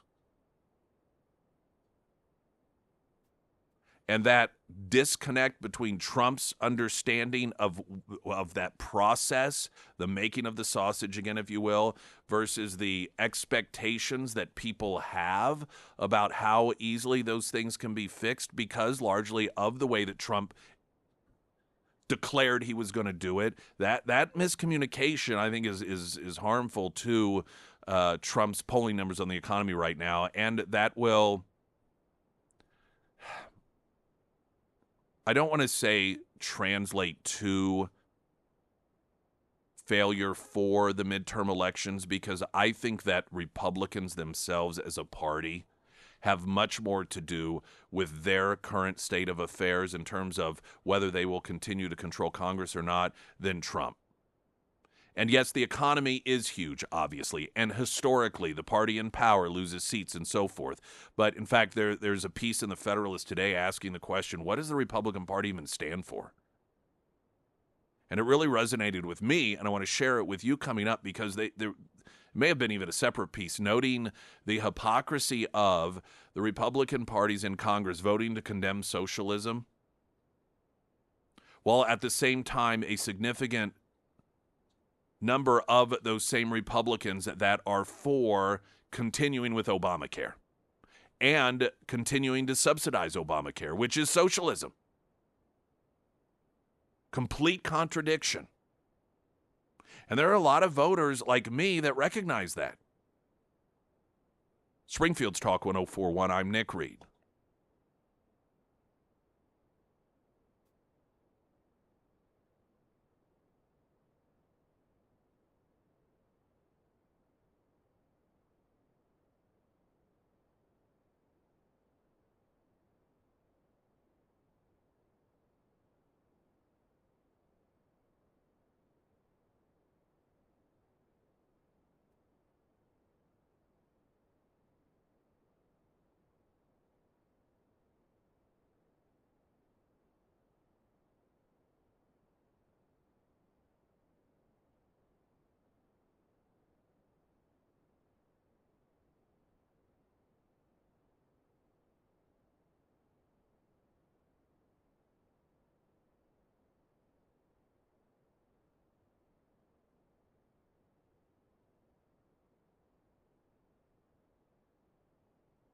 Sarah Myers, everyone. Thank you. The Foreman Mechanical team, they are growing right now. Russell is looking to add to his crew.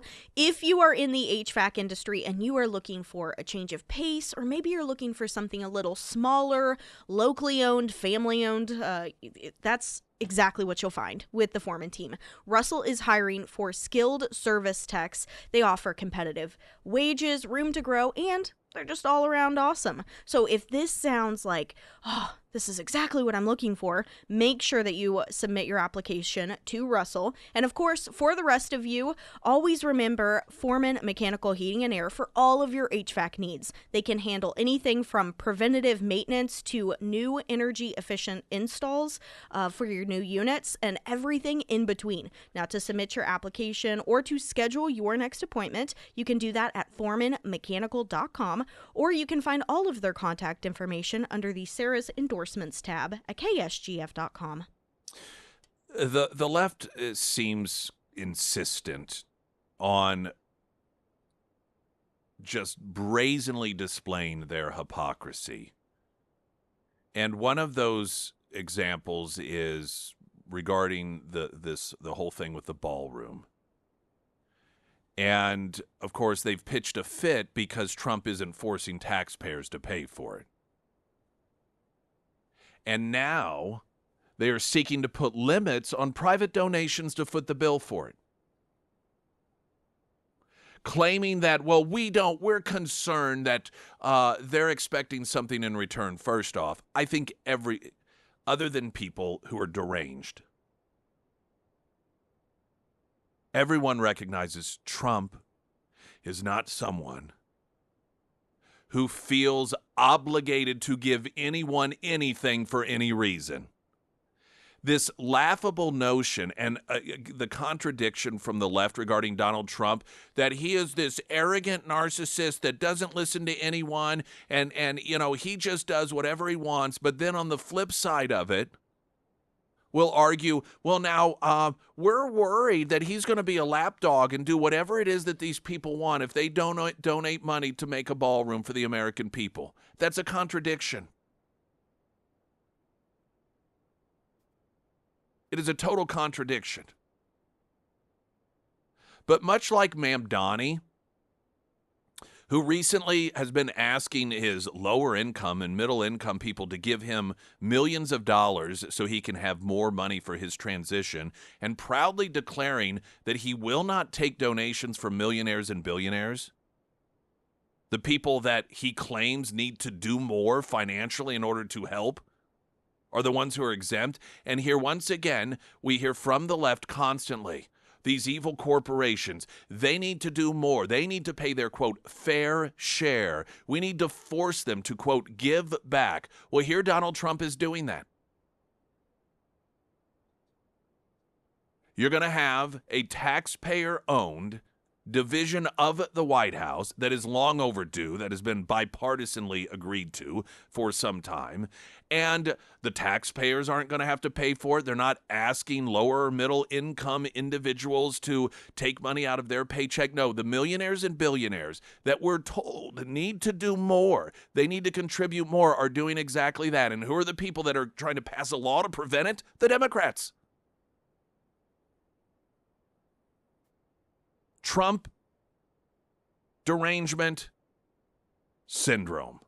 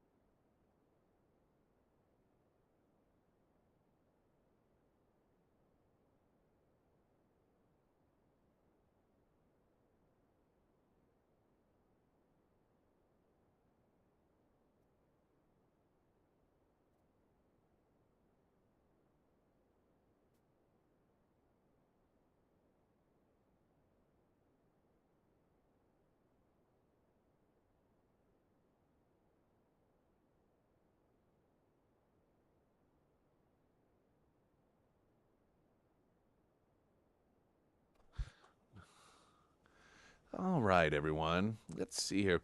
Santa's Angels, that's right. Couple things at KSGF.com. One, Guns N' Roses are going to be live at Thunder Ridge Nature Arena. What an incredible concert that would be. September 12th, 2026. Tickets will go on sale Friday, December 5th. Not this, but the following Friday, December 5th at 10 a.m. You can register now to win a pair of tickets for that. Do we know when the giveaway is going to be?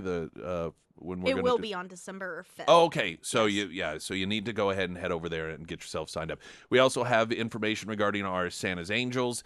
Once again, you all are all ready. We've already gotten some of the gifts back. Thank you for that. But still, the vast majority of kids need to be adopted. We just officially launched it this week, along with our incredibly generous sponsors, Wheeler Metals, and all the locations that generously offer up some of their little real estate to have a tree so you can go by and adopt a kid off the tree. Crown Power and Equipment, Mexican Villa on South Campbell, Greene County Freight and Food Sales, and Pinnaker Chevy in Republic on 60.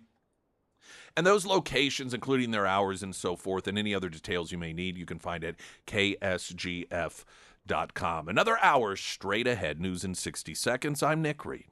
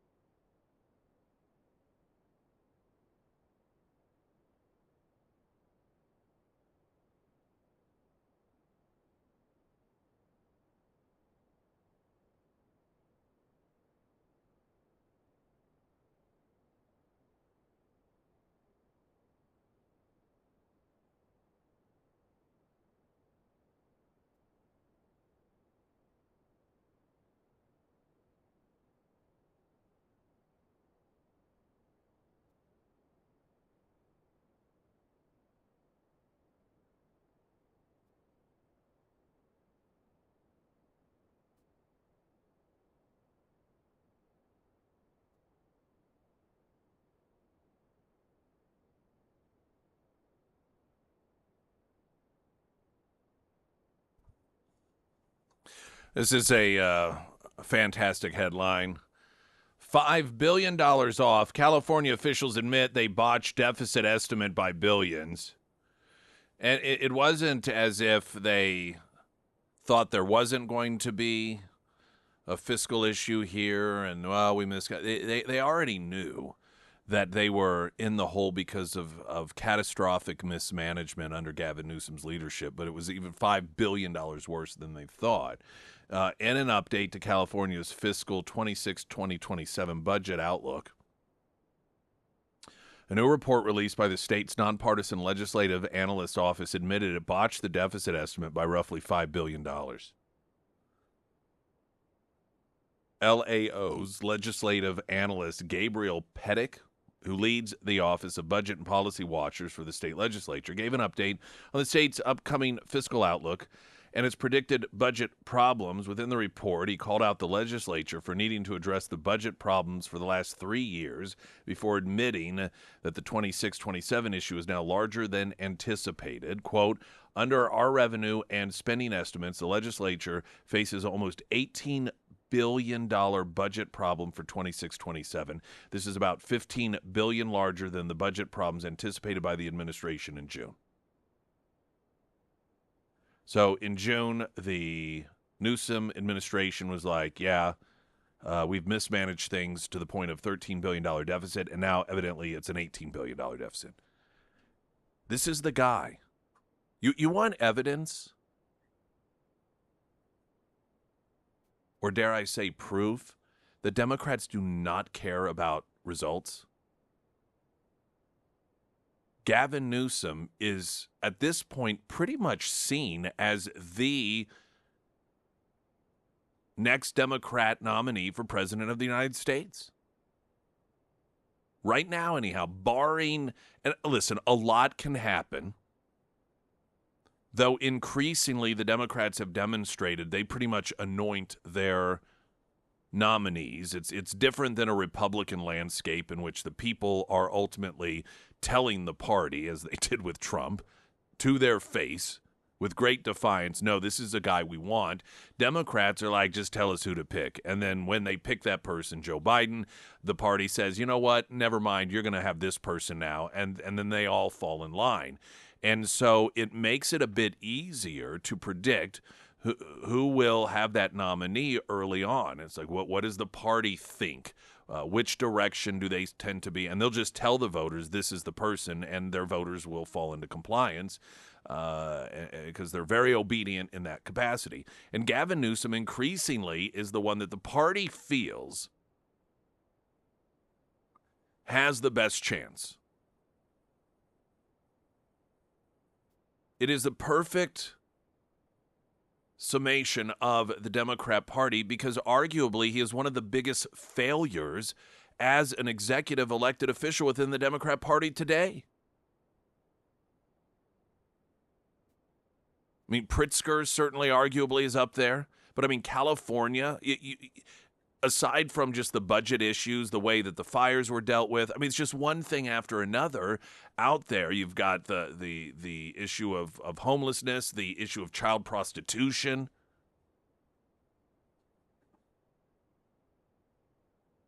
Virtually every move that Gavin Newsom has made as governor has made things not just a little bit worse, but really, really bad, to the point. This is a state, you can argue all you want about policy and what's not fair, that people are fleeing.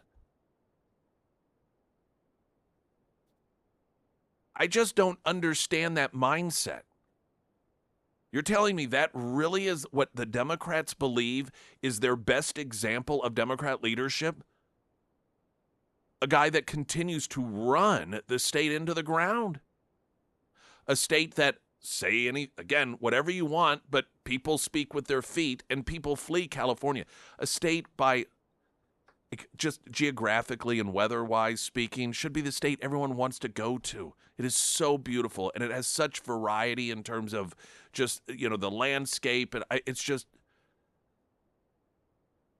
what an absolute vile shame that Democrats could take a state that is so incredibly inviting and beautiful just in its very nature and make people want to leave because they run it so poorly. You look at Republicans and their evaluation of, of course, Trump. He's a successful business person, and so they would point to successes overall and as a level of confidence. And then with the second term, they would, the first term, well, he did this, he did that, pointing out the things that he did that they saw as successes is one of the big selling points for people like Ron DeSantis. Look at what he did in Florida. He has made Florida an incredible place, and you point to all of the results. What do you say about Gavin Newsom? What does Gavin Newsom say about Gavin Newsom? I mean, he's like, well, we're inviting and we like to have a state where people aren't afraid to be who they are and just all this tripe that means nothing. And every bit of news of any significant fashion, the latest being, we miscalculated the budget. We're not $13 billion in the hole, but we're now $18 billion, or we're going to be projected for 26-27. Even worse than the worst that we thought. And this isn't something out of the blue. This is something that has been happening year after year after year under Gavin Newsom. And he is either incapable of or unwilling to stop the hemorrhaging on the back of the citizens of California. And that's the guy that Democrats want to do him to do that to the entire country? How can you not find anyone better? And like I said, there's time.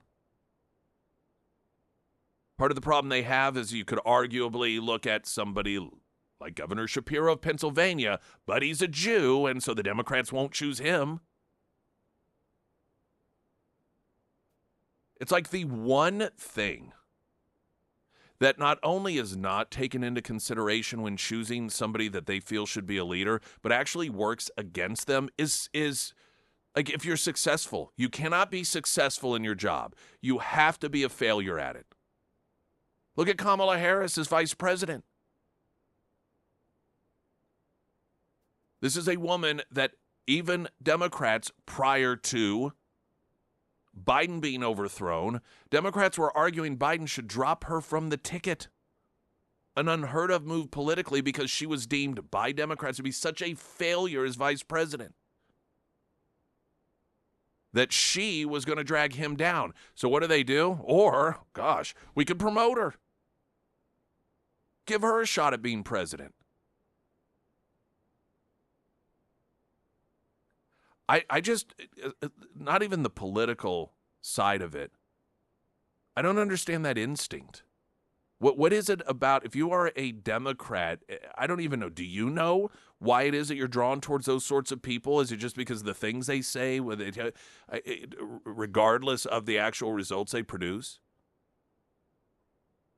I'm not saying that Republicans always pick the best or that there's complete agreement when it comes to policy approach. Lord knows that Republicans as a party, and we're going to get to this coming up here this hour, are chock full of misjudgments and displays of the desire, apparently, to be failures, at least in certain capacities.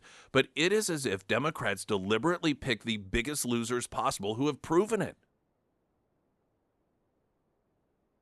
And if you were to say, in terms of actual results, dealing with disasters, dealing with homelessness, dealing with economic gaps, dealing with education, dealing with fires, disasters, dealing with the budget, who is the single largest failure as an executive in the Democrat Party currently serving, it would easily be Gavin Newsom. There are a lot of governors out there that are Democrats. And while I'm not going to sit here and argue that their policy approach is one that ultimately is long-term positive, it certainly isn't as bad as Gavin Newsom.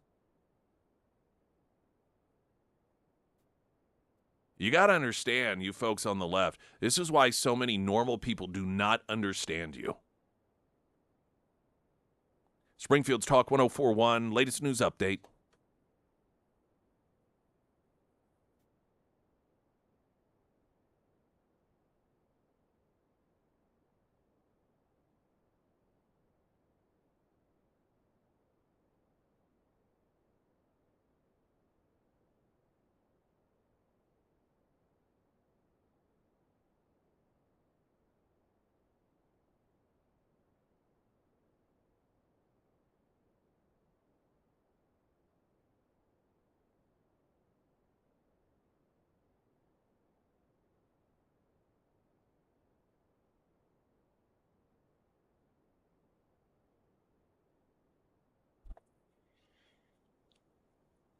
And the first alert forecast from Ozarks First meteorologist Tom Schmidt, sponsored by St. Clair of the Ozarks Home Improvements. Today we'll see patchy fog between 8 and 9 a.m., otherwise mostly cloudy with a high near 58. Tonight mostly clear with a low around 31. For your Wednesday, sunny skies with a high near 46. And taking a look at Thanksgiving, sunny with a high near 48. Someone had texted in regarding Gavin Newsom and this massive economic disaster that he has crafted, and they've reevaluated the 26-27 fiscal year, and the Newsom plan was at one point estimated to put them $13 billion in the hole. They're saying, oopsie, actually it's $18 billion. And someone texted, and don't forget that in California, Gavin stated that they would have $1 billion surplus too. No, it was more than that. Back in 2022. Gavin Newsom claimed that they would have a $98 billion surplus in California. $98 billion. It was 97 and some change. $98 billion surplus under his guidance, his leadership, his economic policies. And now they're dealing with deficits just in a 4 or 5 year period.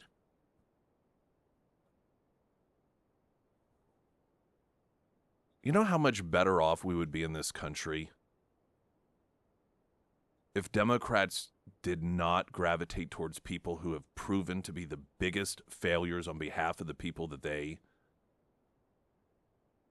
are supposed to represent? Going to get a traffic update. I'm Nick Reed.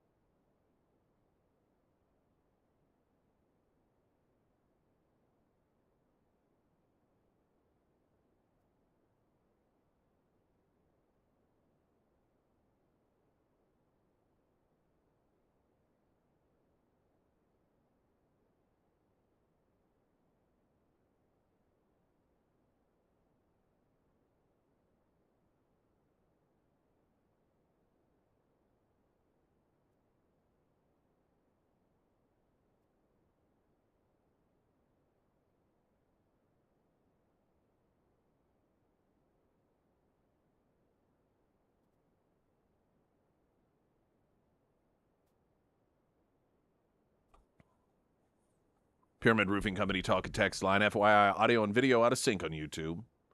Try restarting, didn't help.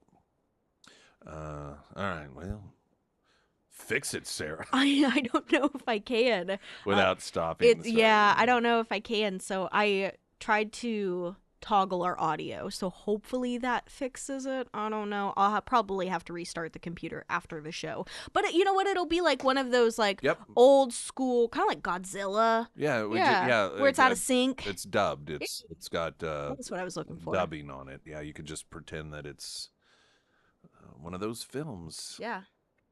There you go. give you a little entertainment this morning. Little something extra there.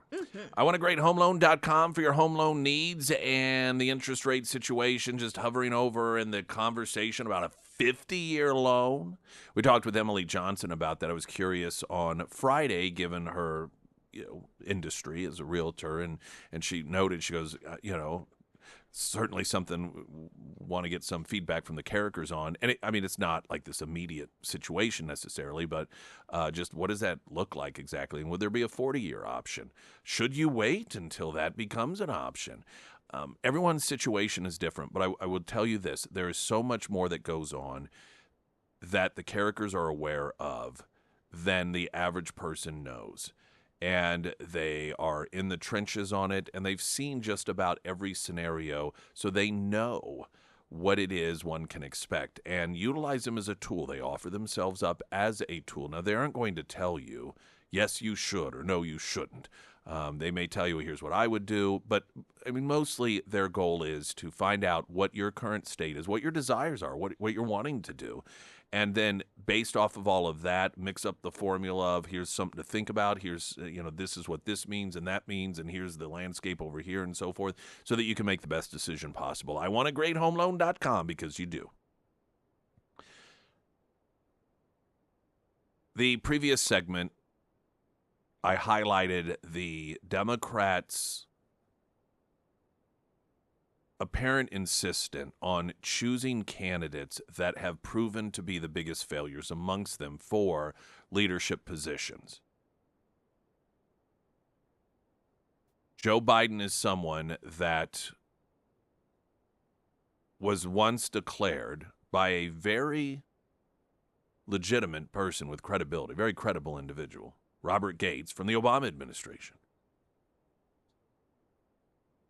He declared as much as Joe Biden was likable and everyone liked Joe Biden was a great guy, but when it came to foreign policy decisions, he was the single worst ever, and never, ever, ever, ever was that guy right when it came to foreign policy. Why did Barack Obama say he picked him? For his foreign policy expertise. Barack Obama picked the one guy that was considered to be the worst when it came to foreign policy assessments. That's who Barack Obama picked to be his foreign policy expert. Kamala Harris, such a failure at every job that she was given as vice president. She acknowledged it by her excuse making. She didn't have the support. She was set up to fail. She constantly gave these interviews explaining why she failed, which was an acknowledgement. It got so bad, not only did she, but even the media tried to cover for her by pretending she never even had some of those jobs like borders are. No, she never. What? She wasn't in charge of the border. So what do? After they overthrow Joe, they decide, no, this is going to be the best shot. And right now, Gavin Newsom is the assumed Democrat nominee for the next presidential run, and there's no state that has so quickly been run into the ground as he has run California into the ground. Republicans aren't perfect either. I wanted to share a piece that Sean Fleetwood posted in the Federalist because it just really resonated with me. Asking, what does the Republican Party even stand for? And he notes on Friday, the GOP-controlled House of Representatives did what many thought was unthinkable. In what can only be described as a stunning act of bravery, these bold Republicans, wait for it, passed a resolution that condemns socialism. Yes, you read that correctly. While Americans continue to grapple with high cost of living, increasingly broke healthcare system, both products of reckless government intervention, your Republican House majority decided to expand what little low-T energy it has on a useless resolution that basically says socialism's bad. The entire charade was like watching Olivia Nuzzi try to dish out marital advice. Olivia Nuzzi, if you aren't familiar, she's the journalist that lost her job after it was revealed she was having an intimate, though non-sexual relationship with RFK Jr. while covering him as a journalist. The entire charade was like watching Olivia Nuzzi try to dish out marital advice. Consider that many of the same Republicans, this is where it really hits home, many of those same Republicans who enthusiastically voted to condemn socialism have no problem bankrolling Obamacare, fraud-ridden welfare programs like SNAP, and every wallet-sucking entitlement program under the sun, all with zero intention of reforming or gutting any of them. It's as ironic as it is comical. But Friday's vote was hardly the first do-nothing dog and pony show Republicans have put on for their constituents. For years, GOP politicos have graced the airwaves of Fox News and conservative media, telling voters what they want to hear about the issues of the day while simultaneously doing absolutely nothing of substance to address them. During the 24 election cycle, Republicans promised a generational America First reformation that would reshape political governance as we know it. And now, 10 months into GOP trifecta control of the federal government, this, quote, generational change has amounted to little more than a tax bill, which many Republicans seem to believe is enough to keep them in power next year. Meanwhile, many of President Trump's transformative executive orders have not been enshrined into law. The Education Department has not been abolished. There's still no plan to repeal and replace Obamacare, no urgency to codify any meaningful DOGE cuts or to shut down lower courts' judicial tyranny and impeach activist judges. Pick your issue of the day, Republicans nowhere to be found. Whenever confronted with this lack of effort, GOP leadership will undoubtedly point to Republicans' small House and Senate margins, arguing the party simply doesn't have enough seats required to implement their supposed transformative agenda. You'll notice, however, that fact didn't stop Democrats from ramming through their radical agenda when Joe Biden was president and their party possessed small majorities in Congress. The real reason Republicans, quote, can't and won't pass any significant America First style policies boils down to a much more serious problem, one which the GOP will never admit to. That is, unlike Democrats, Republicans have no unified vision of what they view as success for the country. For all their alleged opposition to Democrats, too many Republicans agree with Democrats on several substantive issues and support more government involvement in areas where it has no business being. For all intents and purposes, the current GOP is a party comprised of various ideological factions, disillusioned as to what America First actually means. The ongoing debate over whether to abolish the Senate filibuster encapsulates this problem perfectly. From a purely numbers standpoint, Republicans clearly possess the majority required to nuke it. The problem is there's no guarantee that even if they did somehow manage to get rid of the filibuster, the policies supported by Trump and conservative voters would be able to pass both chambers anyway, given the major ideological fragmentation within the party. And that is such a huge point. You know, all of this discussion about get rid of the filibuster, don't get rid of it, and now some, like me, have argued you should actually make the filibuster be the filibuster, which it isn't. They aren't required to actually filibuster. But that aside, the argument has been, if you get rid of the filibuster, Democrats in the Senate cannot block, by, quote, filibuster, a vote on legislation. You get rid of it, then you don't have to get a 60-vote threshold. You just need a simple majority. And the point being made here is, in reality, who the hell believes that even with a simple majority, Republicans would pass this stuff anyway? How often have we been told meaningful legislation couldn't be passed because, well, we don't have a big enough majority? So even if we did get rid of the filibuster, we don't know that that would make any difference. That is a profound point that I don't know has really been evaluated. When you have the Susan Collins and the Mitt Romneys in there, he continues, this isn't to say that elected Republicans shouldn't have any disagreement on any issues whatsoever. Healthy debate among representatives can be a positive thing and produce better results. But on the big picture policies of the day, having a central vision and common end goal is paramount. Unfortunately for conservatives, this is a problem that is not going to be fixed overnight.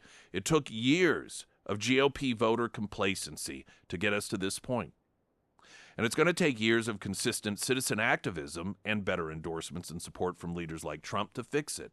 Electing your preferred candidate isn't the end of self-governance. It's merely the beginning. Being a citizen means fully engaging with your elected officials in government, whether it be at local, state, or federal level. That is the responsibility that comes with being an American. And until conservatives start acting like citizens, not just voters, they should expect more of the same, wherein Democrats destroy the country while their socialists condemning Republicans do nothing but watch. Going to get a break and continue on. Springfield's Talk 1041. I'm Nick Reed.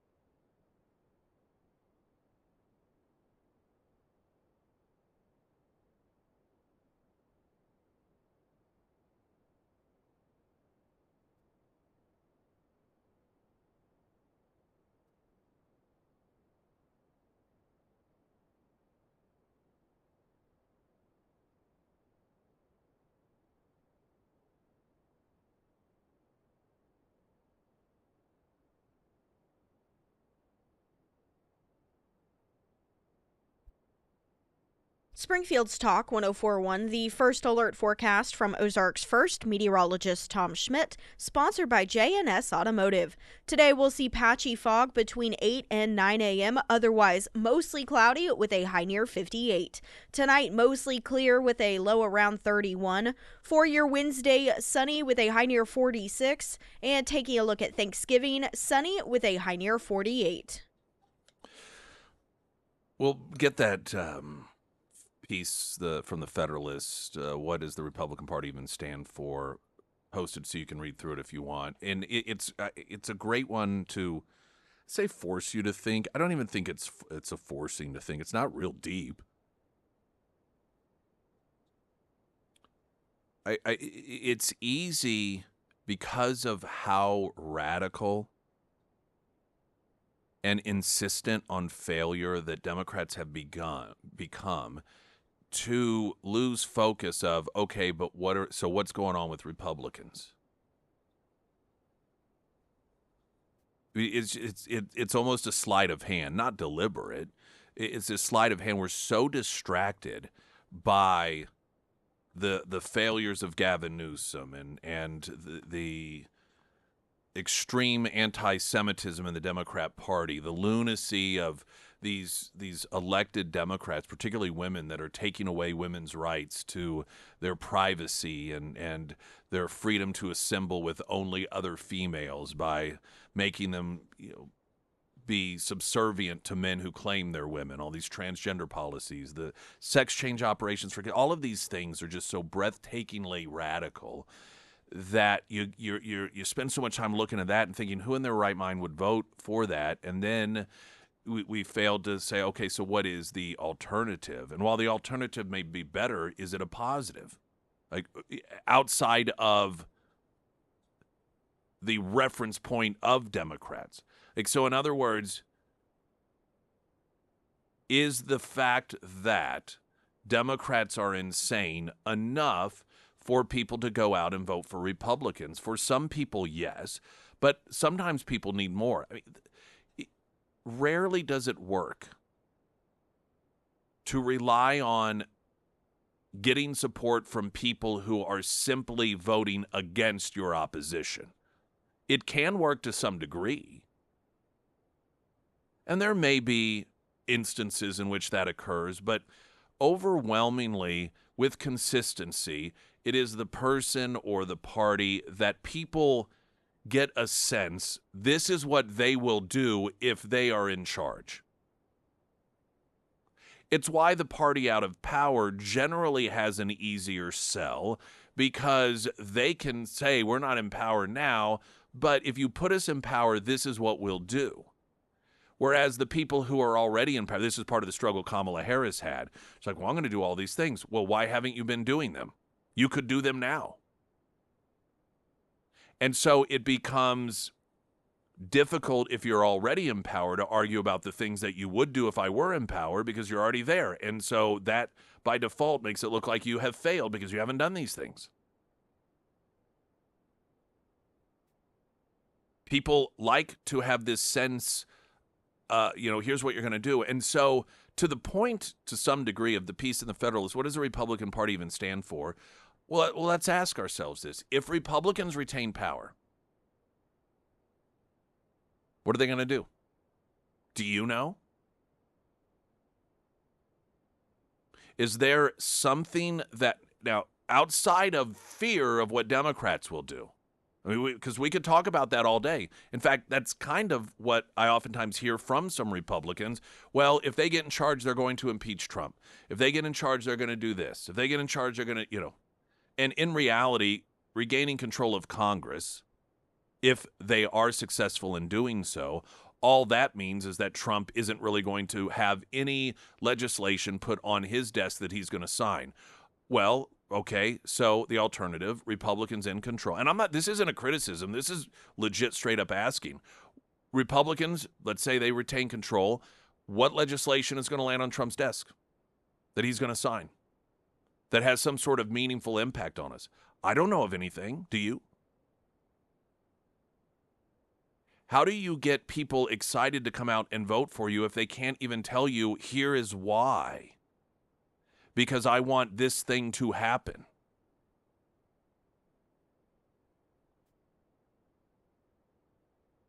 I can't believe the point never really resonated with me until I read in this piece the notation about all this talk about getting rid of the filibuster so that Trump can get all this legislation on his desk. What are we talking about here? Election reform. Do we really think that with the, quote, slim majorities that we're constantly hearing about as an obstacle, that Republicans in the House and the Senate are going to come up with some meaningful election reform that is going to make our election safe and so that they're all going to be able to agree upon? The idea of getting rid of the filibuster is you only need 51 votes in the Senate then. Well, again, slim majority. We're constantly told that meaningful, real, true, meaningful legislation cannot be passed because there is such a slim majority. That's what we were told when it came to real, meaningful cuts in spending. When you had some members of Congress, like Congressman Burleson, you have these Freedom Caucus members that are doing everything to just even stop the increase in spending, and they're told, well, we can't do that. Why? Well, you got to understand, we don't have a very big majority. It's so slim. We can't even lose 4 or 5 Republicans. So to whom do we always default?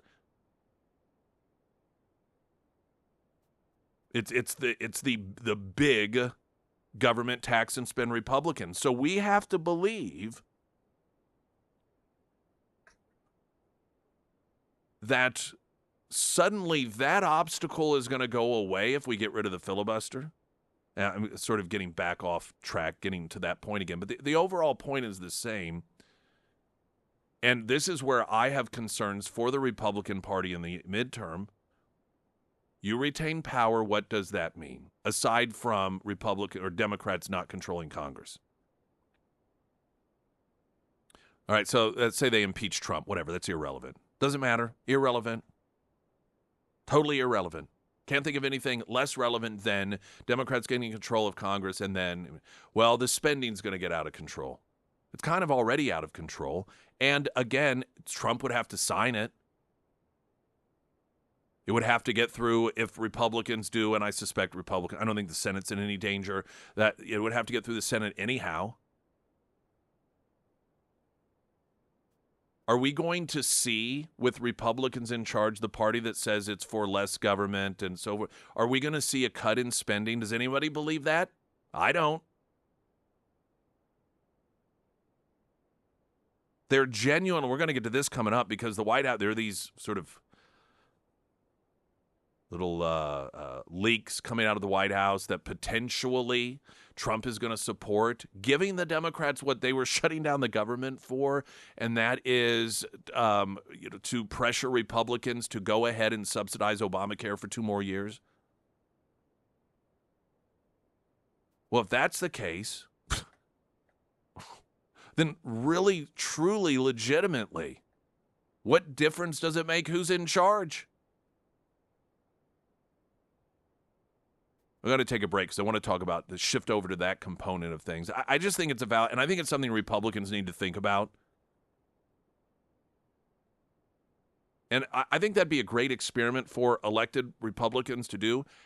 Randomly call constituents and ask them, what do you believe?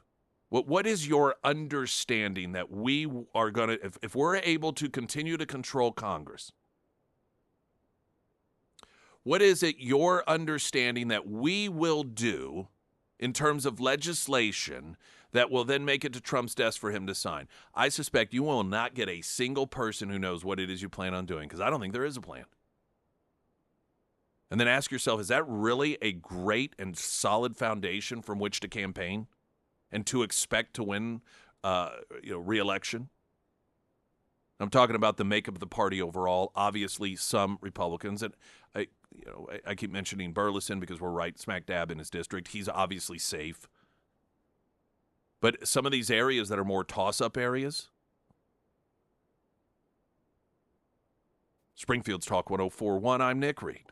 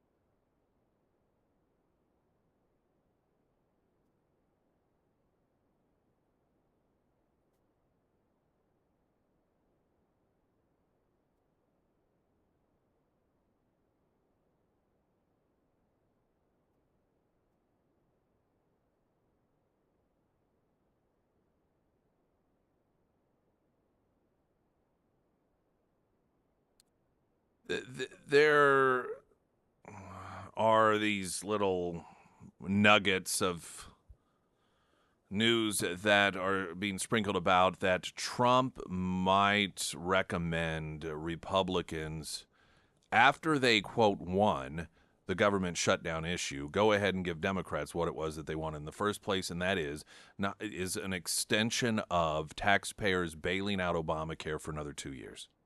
As if it hasn't already cost us enough already, doubling down and financially punishing us to an even greater degree. Now, whether this is true or not, or they're just sort of wanting to test the reaction to it, that sometimes happens. They call it a trial balloon. Float it out there, see what the response is, and if it's a huge no, then you back off. If it's somewhat favorable, you consider it.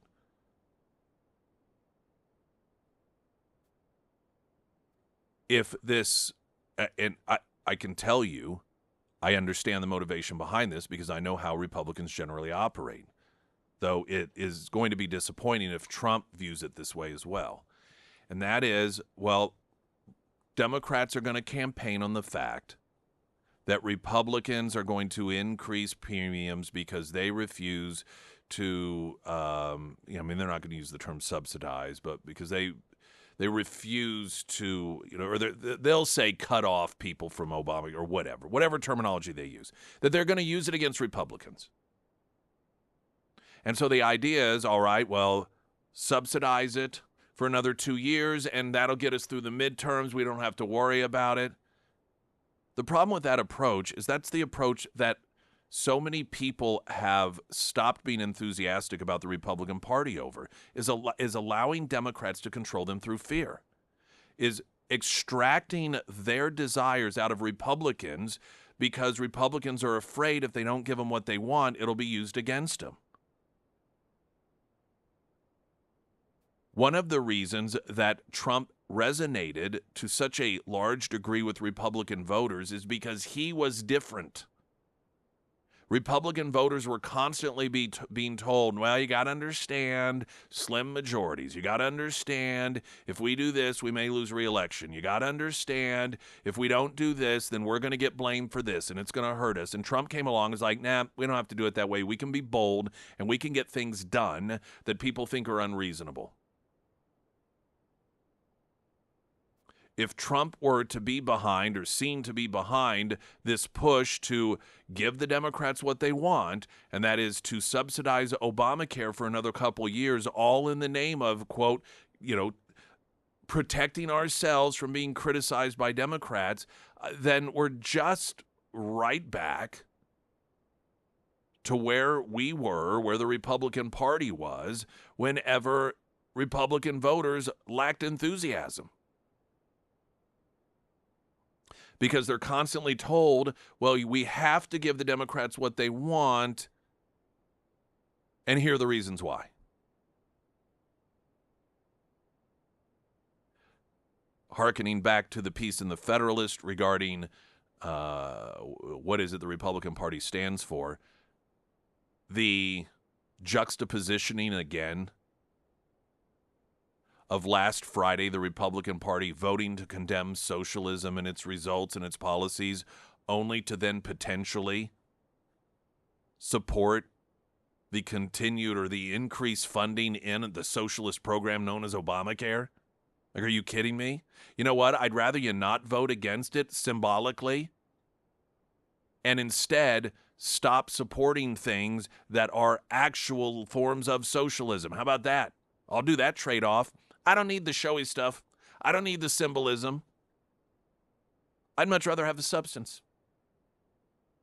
That's just me. Springfield's Talk 104.1. I'm Nick Reed.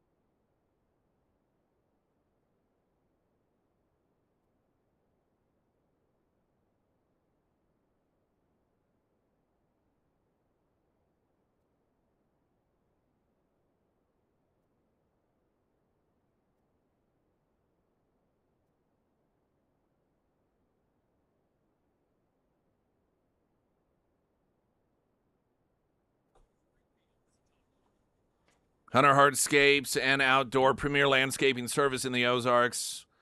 Trusted them with the job they did. Cannot wait until our next phase, which I anticipate probably be in the next couple of years or so, with actual landscaping. The hardscaping's been wonderful for us, and the more time that you spend out there, as we have, now that we have that living space outside, you start thinking, oh, you know what, maybe we do need some landscaping. Really, if we're going to be out here, might as well really step it up. And one of the things that approaches that I love about Hunter Hardscapes and Outdoors, that they work with you in that way.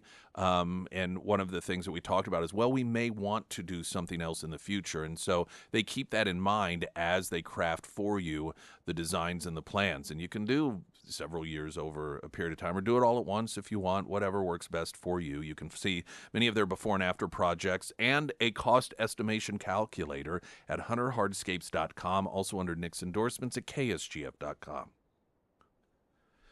The Department of War announced yesterday that it has launched an investigation into Senator Mark Kelly, Democrat, Arizona, for his participation in the so-called Seditious Six video, in which Democrat lawmakers encouraged and, in fact, demanded military members ignore orders from President Donald Trump if they thought that they might be illegal. Kelly, a retired Navy captain, could be called back into active duty service in order to face court martial proceedings or administrative measures, according to the Pentagon.